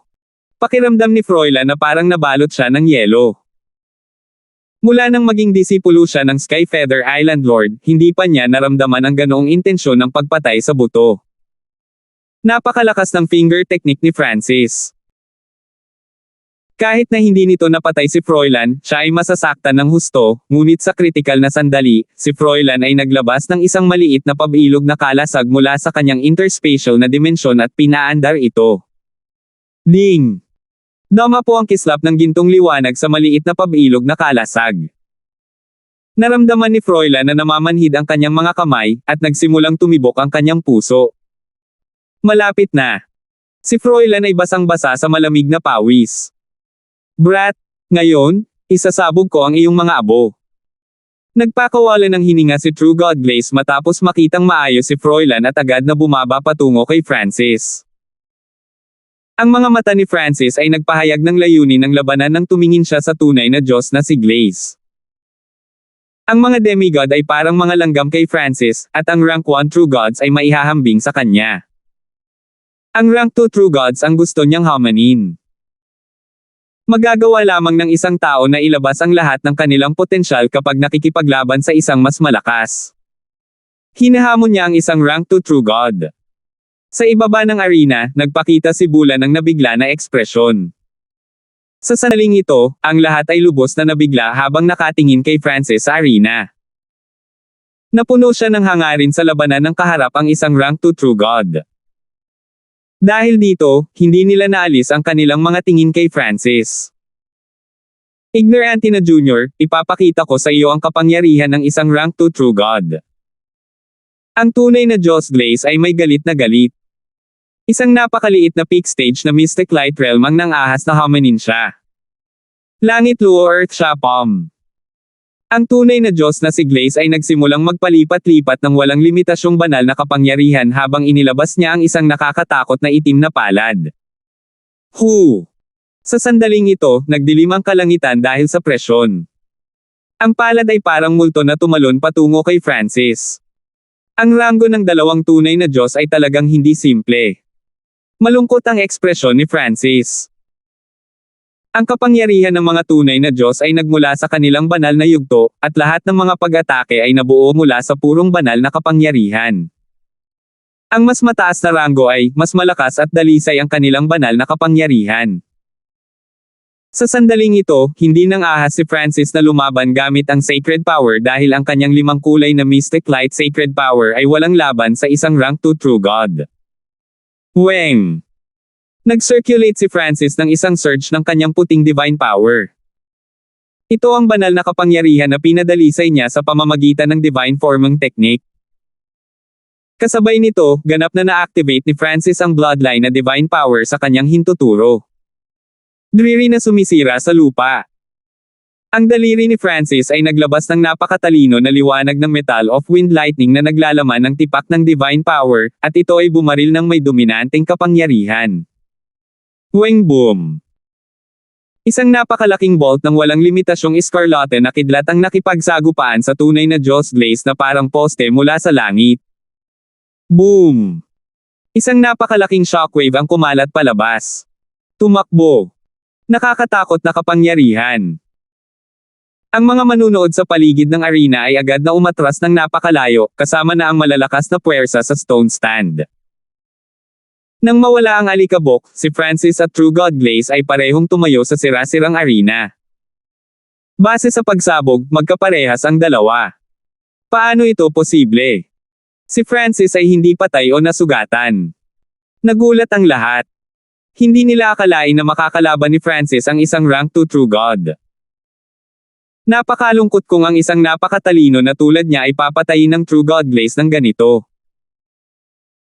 Gayunpaman, ang mga puso ng mga nakipag-away kay Francis ay naninikip, at umaasa sila na ang tunay na Diyos na si Glaze ay agad na papatayin si Francis. Pinapanatili niya ang kanyang lakas noon. Lalong naging pangit ang maputlang puting mukha ni Froilan. Ang batang ito ay may banal na kapangyarihan. Ang tunay na Diyos Glaze ay may malungkot na ekspresyon. Masasabi niya na si Francis ay nakapasok na sa pinakamataas na yugto ng Mystic Light Realm kamakailan, ngunit mayroon na siyang Divine Power. Kung hindi dahil sa katotohanang sinaktan ni Francis si Froilan at hindi nagbigay ng paraan sa True God Glaze, talagang gusto niyang i-recruit si Francis upang maging subordinate ng Skyfeather Island Lord. Lumapit ka sa akin ulit. Ganap na na-activate ni Francis ang Sacred Lightning Body. Pinalibutan ng Metal of Wind Lightning ang kanyang kanang kamay habang ang Fire of Wind Lightning ay natipon sa kanyang kaliwang kamay. Ang dalawang Sacred Powers of Wind Lightning ay naglalaman din ng ilang Divine Power. Nililigawan mo si kamatayan. Naging malamig ang ekspresyon ni True God Glaze. Gaano man kahusay si Francis, siya ay papatayin. Luo siya Pom. Ang mga palad ng tunay na Diyos na si Glaze ay pinalapot ang banal na kapangyarihan ni Luo siya, at siya ay tulad ng isang diablo mula sa impyerno habang siya ay nagpakawala ng isang nakakatakot na pag-atake kay Francis. Daliri na nagpapawi ng Diyos. Pagwasak ng langit Sacred Lightning Pom. Gumamit si Francis ng dalawang makapangyarihang diskarte sa parehong oras. Ang Sky Destruction Sacred Lightning Palm ay ang pinakapamilyar na palm skill ni Francis at napakadaling magamit. Napakahusay din ng kapangyarihan ng kasanayang ito. Ang God Obliterating Finger ay ang kasalukuyang pinakamalakas na kasanayan sa daliri ni Francis, at ito ay napakalakas. Boom! Pang! Bam! Nag-away sina Francis at True God Glaze, at lahat ng nasa paligid nila ay naging alikabok. Isang galaw, dalawang galaw, tatlong galaw. 10 galaw. Nagawa ni Francis na makipagpalitan ng 10 galaw kay True God Glaze nang hindi natalo.